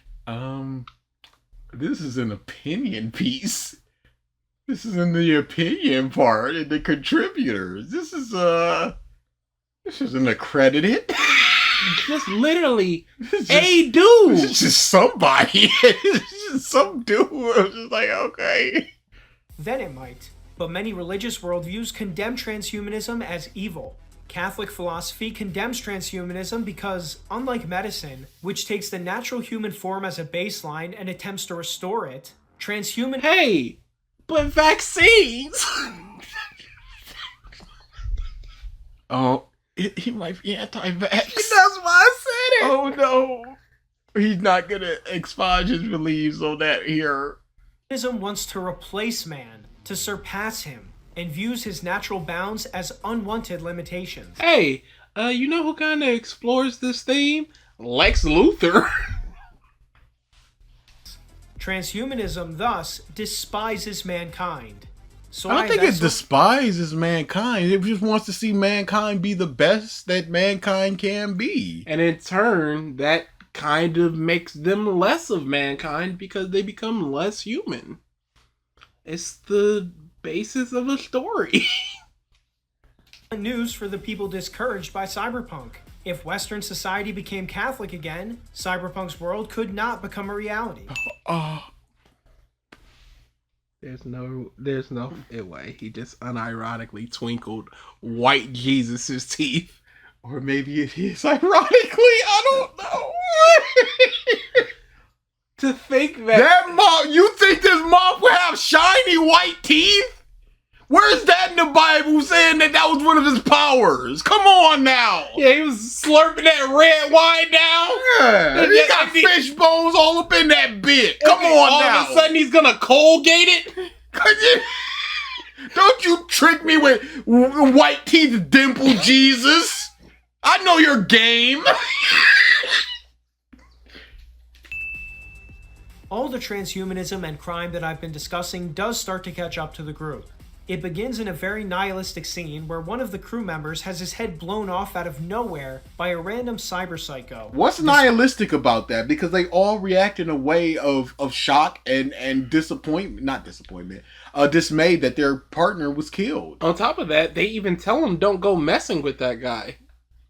Despite this brutal murder, none of the characters, even the guy's own sister, Rebecca, seems to care that he just died. They do She care. went crazy trying to avenge him in this moment. In fact, Rebecca's only complaint is that she didn't get to kill him herself. Dystopia or not, someone should be distraught. No, but later she goes, I don't want that to happen to you, David. herself. Dystopia You can or say not, you can see that as that's one of her coping mechanisms of Yep. I'm not mad that he died. I'm mad because of this reason when it's actually because of the reason that it was his brother. Yep. There is a prequel manga coming out about them that I may or may not read. I don't know. I like Rebecca, but I'm just like you've not made me care enough to seek out further media. Mm-hmm. only complaint is that she didn't get to kill him herself. Dystopia or not, someone should be distraught that a family member was just murdered in front of them. Sometimes they're just not. Sometimes bad people are parents and or siblings, and they'll kill the sibling because they were bad. But she was distraught. Yes, in our own way. But I guess that's not nihilistic enough. And things for the group only go downhill from there. Hey, this is a dark, bleak world. Hey, they all care about him when he starts going into his psychosis. They really do. Maine begins losing his mind to cyberpsychosis. He gets several opportunities to scale down his equipment and possibly prevent the insanity, but he decides there's no going back. He basically resigns himself to his own doom. Because of this, he ends up going insane, kills his own girlfriend, Dorio, and gets himself killed too. Maine's refusal to seek help and his resignation to death are behavior patterns common in drug addicts. Yes. And you could also talk about it in terms of the mental health of people and where they don't feel like there's a way out and they'd rather just go out in a blaze of glory or what they believe to be helping people, as opposed to seeking the help they so desperately need. And if you look at it a character thing, he could be seeing it as, if I scale back, I'm putting my team at risk because I'm not the big strong guy. Yeah. I need to be that person in order to protect them. Many convince themselves they're in too deep to stop, or they've damaged themselves beyond the point of recovery. I don't think a lot of addicts think. I don't think they think like, it was 6 hits of crack yesterday and today is going to be 8, but I'm too deep in. No, it's just like, where's my next crack? This hopeless outlook prevents many of them from making the hard but necessary changes to turn their life around. I would like to see your study on the mindset of drug addicts and when it's too far and why can't they come back. Here's my study, Sly's Bible. White Jesus. You're making them sad. In Photoshop frown. It's just a children's toy where they can scroll to smile or frown. Jesus. No, that made Jesus sad. Scroll. In Maine's case, it ends in tragedy for him and his entire team. Now, you would think that after this catastrophe, David would learn from Maine, leave the life of crime, and stop dabbling in transhumanism. However, he does not. He decides to go in even deeper and become his own mercenary leader. He gets larger and more extreme enhancements to his body. This leads to a disagreement with Lucy, who wants him to scale everything down. A word of advice? Sometimes you should listen to your woman. The main villain of the Sometimes you should listen to your woman. Yeah, boy. But when she gets a little lippy, you know what you gotta do. For the Lord. The show ends up being a mega corporation called Arasaka. They develop body modification and cybernetic technology. They're ruthless and atheistic with no regard for human life. Yeah. Where did you get that second part? That second descriptor? From their atheism. I don't see a single cross on them, so ew. They're clearly the bad guys, so they have to be atheists. Whatsoever. Just some of the crimes we see them commit include murder, kidnapping, child slavery, the list goes on. We learn that in Lucy's childhood, she was raised as a minion for Arasaka and sent on dangerous missions that almost got her killed. She eventually escaped and now lives in Night City to avoid being found by them. She believes that the city is the best place to hide, but I do have to question that. She's been hiding so far. So maybe she's on to something there. Would they really go to look for you out in the random countryside? If there's 8 people in the random countryside, they're like, oh, there she is. We've tracked her here, and there she is. Where could she possibly... Oh. I'm skeptical. Also, we know the Arasaka headquarters is right there in the city, not far from where Lucy lives. She basically put herself right in the belly of the beast. She and David also have many opportunities to run away together and start a new life, but they foolishly choose not to. David even tricks himself into thinking he's too unique to ever fall into cyberpsychosis. This is despite because up until this point, they were just like, don't use that the Sandy more than 2 times a day, and he goes on to use it 2 more times. It was like 10 times in a single day with only a nosebleed. So he showcased that he is in fact built different, and if he continues to believe that, they keep talking about how his brain should have exploded by now because of that. The dude before him, gone. Only using it a couple times. So he is factually built different. I'm so tired of Windows, dude. Please upgrade, because alright, thanks. Fact that he keeps getting more and more symptoms. This refusal... But that only happens once he starts beefing himself up more in an effort to, again, just like Maine, to protect his crew, which is what his stated goal was. Recognize reality will later cost him... And you say that they can't just run away, but Rebecca goes, I depend on you. I've trusted you with my life. If goes away, she no longer has a living that she can go to or somebody that she can trust to put her into a mission. This is despite the fact that he keeps getting more and more symptoms. This refusal to recognize reality will later cost him and Lucy greatly. Eventually, Arasaka takes notice of David and hatches a plan to trick him into testing their new war cyborg suit. In the final few episodes, David is tricked into doing it after they kidnap and threaten Lucy. With this new suit taking over his body, he's now guaranteed to go psycho and die. He makes it his final mission to rescue Lucy and get her to a better life. In the end, he does rescue Lucy, but he and almost all of his other partners are killed by Arasaka. Even Rebecca doesn't survive the chaos. Lucy is able to get to the moon, where she always wanted to go, but even this rings hollow. She said that her only true fear was David dying as an Edgerunner. She only wanted him to live, and now her worst fear has come true. She's alive, but David is not. The ending of Edgerunners is a sad one, but it's also a hollow one. Almost all of the characters we met in the show die, and the world is barely different from when the show began.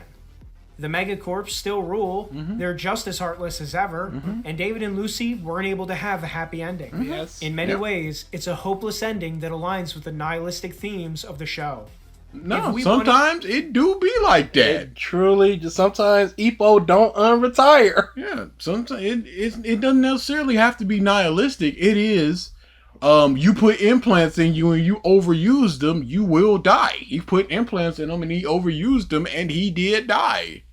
That is just what it is. I think it would have been more bush if he was just like, well, I've got this super chip that my mom implanted and I'm the son of the creator. And it's like, no, you died. No, you just died.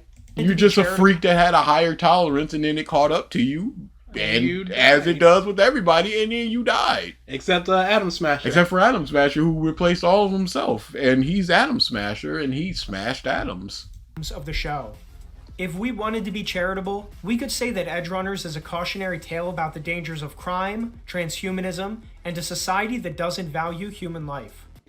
You show charitable interpretation? You show him in his super big high-rise mansion, and he still has the little tiny picture of his mom and her urn there. Always within eyesight. There's a couple times where he's just staring at it. He does, in fact, value human life quite a lot. At least the people that matter to him, their lives. If the anime really wanted to solidify this, it could have shown some other ways out for the characters. Instead, it gives us a pretty hopeless picture. They could have given the audience a bit more to feel like things weren't all for nothing. They ended up writing themselves into a corner where if they had given David and Lucy a happy ending after all the immoral things they'd done, it would basically be saying crime does pay. But hey, sometimes crime does pay. And are you mad that they're going crime doesn't pay? I don't know what your issue is here. Maybe Lucy should have died too. But no, that would have been ultra nihilistic. So there's just no winning. He said they wrote themselves in a corner where they couldn't win. But that's kind of it just is what it is. It is what we don't get a super happy ending here. You like Lucy, she's alive, but she's not happy. So there's that, but she's alive. Maybe she'll show up in the DLC of Cyberpunk 2077.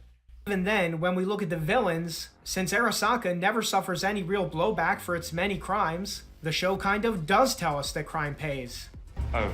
Hey, that's what happened with Megacorp. Yeah. They do horrible things and then just shrug shoulders. Did you think he was gonna punch capitalism? I don't... That's... punch his way to a better society for everyone, where everyone's equal. The homeless rise up under this super monster robot? There is one person that needs to be defeated, and once he is, everyone is happy. It's just a rainbow wipe, and homeless people, they just got suits and stuff on, like, I'm a productive member of society now. I have a 401k and dental. Tear down that abortion factory. We don't need that anymore. Casual sex is done. Jesus? In an interview, one of the anime screenplay writers explained that the gangs in the cyberpunk world attempt to use violence to overcome the inequality of wealth and status in their society. He points out that this life of crime comes with its own set of problems. This does explain some of the show's philosophy, but I still think it could have been done better. The problem with this But you didn't say how. explanation is that in the anime, Because the people who do crime on our side, who are fighting the big corporation, they die. They can't fight the big corporation because they got Atom Smasher on their side. And we all know about Atom Smasher. This guy, big corporate backstabby man, he dies. Faraday? You're not going to punch the corporation's building and it crumbles. It's the corporation. Runner crew doesn't take a principled stand against all megacorps. In fact, most of their time in the show is spent working for one megacorp against another. That's not revolutionary. It's being a hired gun for the establishment. Yes, and they are not trying to change society. Yeah. They are just Their trying society. to get some money so they can get a bigger arm gun. Yeah, they're not trying to change everything. They're just trying to improve their shit. Yeah, you don't see them walking around giving money to homeless or anything. And as you can tell, Edgerunners has a lot of flaws. It didn't take time to properly flesh out the characters with the precious time it had. Correct. But you didn't explore that aspect enough, Correct. so to put it at the end, like, this was my problem. Maybe you Not the should've- premarital sex. Maybe you should have taken the time to flesh out your script. Relying instead on gory fight scenes and nudity. Those things don't replace character development or having a good message. I will point out that unlike in other Western shows I've looked at, like High Guardian Spice, Edgerunners lacks anything LGBT. Hey, Had yo. to slide that in at the very end. Roughly 2 minutes left. And just, hey, yo. Hey, this ain't got none of this gay so there's that at least. So 1 thumbs up? I didn't see an abortion, so I'll give another thumb leaning up. But the casual sex, the lack of Jesus H. Christ, I don't know. I'm just, we'll see. A surprise to be sure, but a welcome one. Shakes head, or nods head, no woke. No. None of that trans, but the good trans is the transhumanism. That's the stuff I want to talk about. Not that flag, but ew. Romances are straight, and nothing LGBT is ever even mentioned. I suspect this might be related to how the show also was released in Japan, but I can only speculate.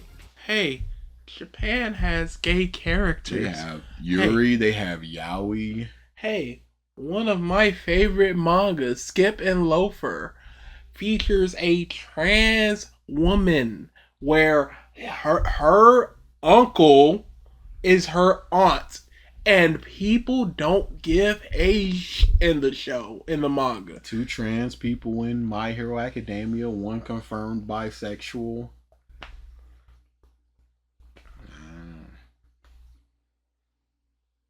The way High Guardian Spice handled sexuality was more of what we could call... Look at 2020 that background! Yeah, Oh my goodness! Yeah, this is a bad show.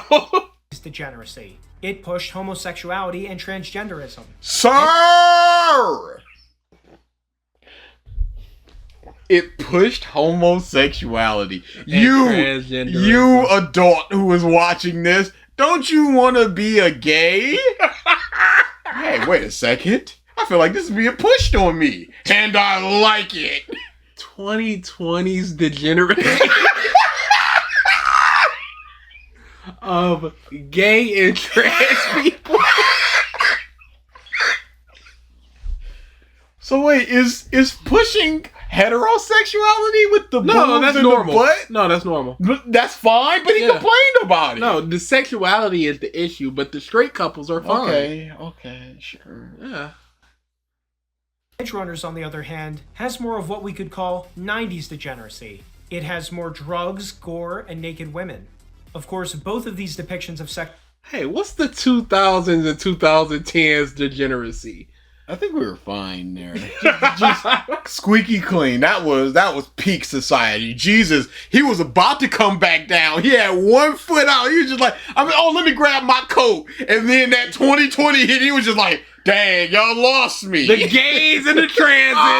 I can't. This is my eyes. In another couple centuries, y'all almost had it. I'm telling you, I was about to come down. Just grab my coat. Did you see the guard rays? They were over there. Y'all, we was right there, but y'all just had to have that Let abortion. me cancel my God lift. Yeah, we'll see in 2030. How about that? Sexuality are unhealthy and are subversive in their own ways. A core flaw of Edgerunners is a flaw that's inherent in the modern dystopia genre. This flaw is that writers have decided that dystopias have to be inherently doomed. They can't. Dystopia, you dumb mother... What do you think a dystopia is, you dumb piece of crap? Punch capitalism. Punch it. What do you think dystopia means? Fix the world, David. Fix it now. I'm sorry, dystopia is... Machine gun the world. Fix sex. What's a... Bring back Jesus. What's a dystopia he would like that he would say isn't this modern type of shit? Was 1984? Was the hierarchy dismantled in Hunger Games? No, not really. No. It was a little bit. No. So what happened at the very end of Hunger Games? This was for Hunger Games. The poor societies rose up and won, and then they had a vote of whether the Hunger Games would continue, but with the formerly rich people. And they voted yes, and then she chopped the head off of someone and was banished with her love interest, who she was just like, yeah, I was always going to choose him anyway. But surely they realize that they will eventually become the super rich, and you're just okay. She was the deciding vote, and she decided, and then she cut off. That doesn't. Yep. Man, because something like Harry Potter, it's just that's not dystopian, but nothing changes. Yeah. Slavery's still there. Yeah, the house elves still exist. The separation of the houses, they're just still there. Yeah. I guess Slytherin just isn't super evil suddenly for some reason, but the government is still the government. Yep, still in wizard police. Yeah, so have a happy ending. Did you never read the end of the Hunger Games? I've never seen a single Hunger Games movie or book or anything. Yeah, that's crazy. Why would I have watched the Hunger Games? It was a fascinating read. And the prequel is legitimately great. If nothing else, watch the prequel. I'll find out never, I guess. No, watch the prequel. I'm telling you. Okay. We need to bring back Check It Out. I'll have you check out the prequel. You see, breaking out of a dystopia would mean the characters rise up, end the society's corrupt leadership, and lead the people into a new golden age. At the end of Attack on Titan, it was war again, and they blowed everything up, and that was bad. And then they were just like, "Hey, war though." Is Lord of the Rings dystopian? I have no idea. Or is it just medieval? Yeah. You know what that sounds like? Fascism. Can't have that. Wouldn't want to give people watching any ideas, would we? So yes, Edgerunners is a deeply flawed show with many things in it that shouldn't be there. In the most charitable interpretation, there are a few lessons. Was he applauding fascism? I don't know. Yeah, because he said we can't have that. I don't know. Does he think fascism is when the underprivileged takes over the corrupt regime? Yes. And not the regime itself? Or no. What does he think fascism is? What does he think socialism is? It's anything you want it to be. That could be drawn from it. It also had great animation, which is expected from a professional anime studio like the one who worked on it. It's just a shame that animation couldn't be backed up with better writing. My thoughts on this anime are very mixed, but one thing is crystal clear. We don't have to be like the characters in Edgerunners. We have more power to change our lives than we often think. Never give in to hopelessness or think you're too far gone to change something bad. The story of the prodigal son reminds us of how it's never too late. Oh, He wrapped it back around. yeah, just have to slide in Jesus one more time. It's never too late, homie. There's always Jesus. He's always there. Pearly white smile just glistening, blinding you. He's there. Come into the Lord. Not that way. That's premarital sex. Whether our civilization goes the way of cyberpunk is something that's ultimately going to come down to us. If more of us changed our philosophical... Oh, you can't be like going. Literally, the Lord will save us from the future.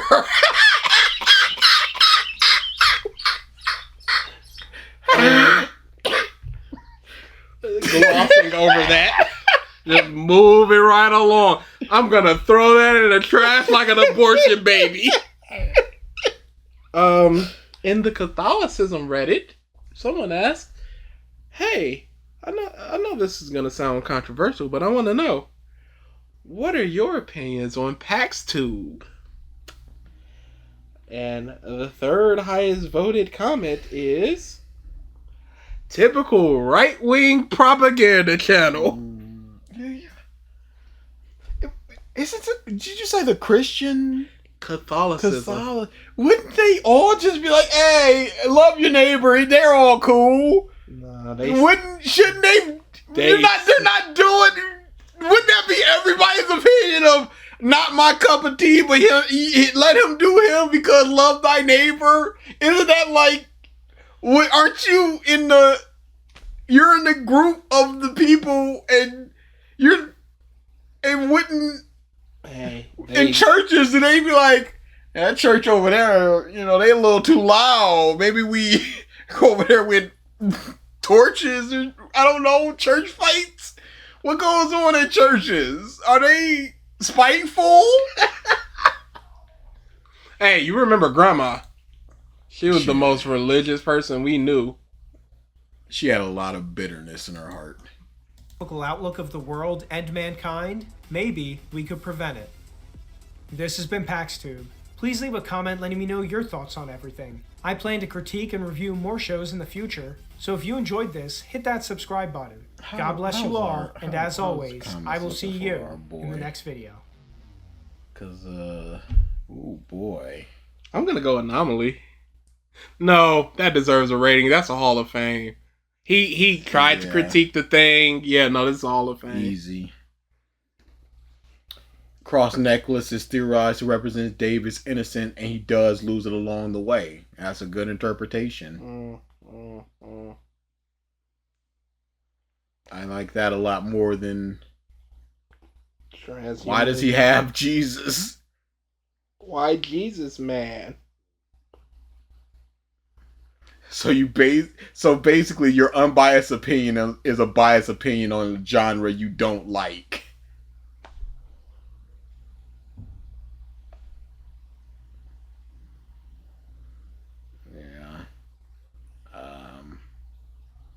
Yeah, a lot of people are. I saw a comment. When the car crashes, the cross gets turned upside down, which could be symbolic of him losing his innocence. Yeah, a lot of people aren't rocking with that one. Yeah, but I can see why. Yeah, that was a really bad video. That was rough. That was crazy. Man, people really do just be going woke. To be fair, he pointed out some of the issues of the show while also just out the front of his mouth saying woke. Just went, women shouldn't be as strong as men. Yeah, and then coughed at Los Angeles and had a trans flag in the background. 50 years, 100 years, 500 years, it shouldn't be. I don't care about your robot arms. You ain't as strong as a man. And had no scenes to back it up where a woman overpowered some dude. Except for the one where she didn't. Yeah, he showed a scene where she's two-arming it, barely keeping a dude's arm at bay. And then the dude about to die. Dude just casually was about to stab her while she's struggling. That's crazy. Like, I don't... Whew. Wow. Yeah. All right. Woke indeed, man. Get them women out of here. Get them Jesus in here. I'm gonna say that was worse than Synthetics Man Spider-Man.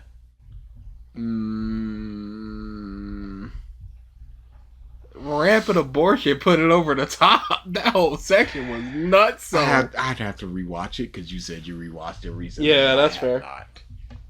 So This is really bad. that was rough. These woke people, they're just such an anomaly to me. I just don't understand it. Yeah. There was something going on recently where people were talking about a video game character. It might have been the Intergalactic, the Naughty Dog protagonist. And it's like, you can't enjoy just seeing a thing that looks cool. It's got to be part of some greater culture war. It's got to be, oh my God, they're trying to get away from... a reason why they're doing this thing in this way for this. Can they not think they look cool? This character will be cool. Can it not simply be? Can the card just not be red? Does it have to symbolize the burning passion? Can it not just be red? And I understand there's like a idiom online. It's just like the curtains are blue, and that's just like people look at the things a little too much, and they symbolize the curtains are blue, and that represents the walls. And sometimes the curtains are just blue. And it's fine if the curtains are just blue. But sometimes it's fine that other people cannot see that the curtains are blue and they see that it's past blue. But don't go, the curtains are blue and blue is a masculine color and therefore the house is stronger than that brick. Bricks is closer to pink or feminine. That house is gonna crumble. Woke. If they weren't so awful, I'd pity them. Because I could never, in my wildest dreams, think of one of my hobbies in a way where I'll see a thing and just see a character and go, ugh, of course. Why couldn't this not be like this so I could enjoy it? This is a problem to me. Playing the Spider-Man game, it's just like, oh, look at this gay couple. I could never just have that thought of just like, why is this here? And it's again, if they weren't horrible people, you could pity them. But they're just like, no, it's not even that I don't like this. It shouldn't be here. It's not on. It's not cool. Take it out. For the good of humanity. Because for the good of the world. You must exterminate the transes. And not exterminate the babies. Ooh, people are going to get mad at us for that abortion thing. Some people will. Is. Yeah. I feel like a lot of things we say have made people mad. But some people roll with the punches. It's in jokes. It's jokes. Chill out. If you mad at us about that and not about all this other stuff, sorry. Yeah, there's always a line where people get mad about a thing. They think it's jokes until the joke is something they like or and believe then in. Yeah, wait a second. It's like, well, you was fine with all that other bush. Come on now. Now it's too far. I got you. I'll call the ambulance. No, that's fine. No, that's fine. No, I was ready for it. I stopped talking but I didn't want to interrupt you. If I had, dang it! I didn't want to. You seem like you had something else you wanted to say. I can say it anywhere.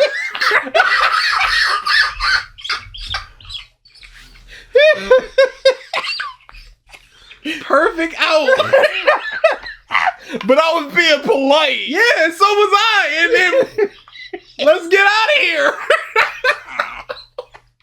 Tired of this woke. They're all big tired of it. What is it? GT this weekend? Or are we continue? Oh yeah, no. It's totally not Mark's GT. We should be able to finish that. You say that, but sometimes things just they go long, but we should be able to. And then 40 minutes. Yeah, we're gonna have to speed that up just a smidgety widgety. And then Triggered on Tuesday, and then DSP on next Saturday. Get your clips ready. Cause boy, there's been some recent things. Phil is going nuts. So because he knows Yeah. it's over, and there's nothing that he can do to hold on to it. yeah. Oh, dude, my trolls are triple felted. Can we get to 604? I hate how jocular he gets when he starts hitting them goals. When he wins, that's It's all when, smiles but, and oh my but god! when he you loses, guys! he's just like, "Oh, the trolls are gonna do this." It's like you cannot celebrate when you win, and then deride mother for celebrating when you lose. Bruh, it's basically like the woke people, the anti-woke people. It's just like, they're so in it. They're triggered. Look at them. Oh my god, another one. They're just shoving it in our faces. And Oh, that's the fair. ambulance. Over you again. And the worst It's part is, never gonna happen. after you said that, I gave a thumbs up so you could just finish up. But you had to fall forward and laugh and miss the thumbs up. So the super weak second ambulance still isn't good enough to get us out. So we're gonna either have to pivot or create another ambulance and hope that one sticks. So after every sentence, I'm just gonna have to be quiet for like 2 seconds, waiting for you to go ambulance. Which direction do you want to go? Ambulance. We will.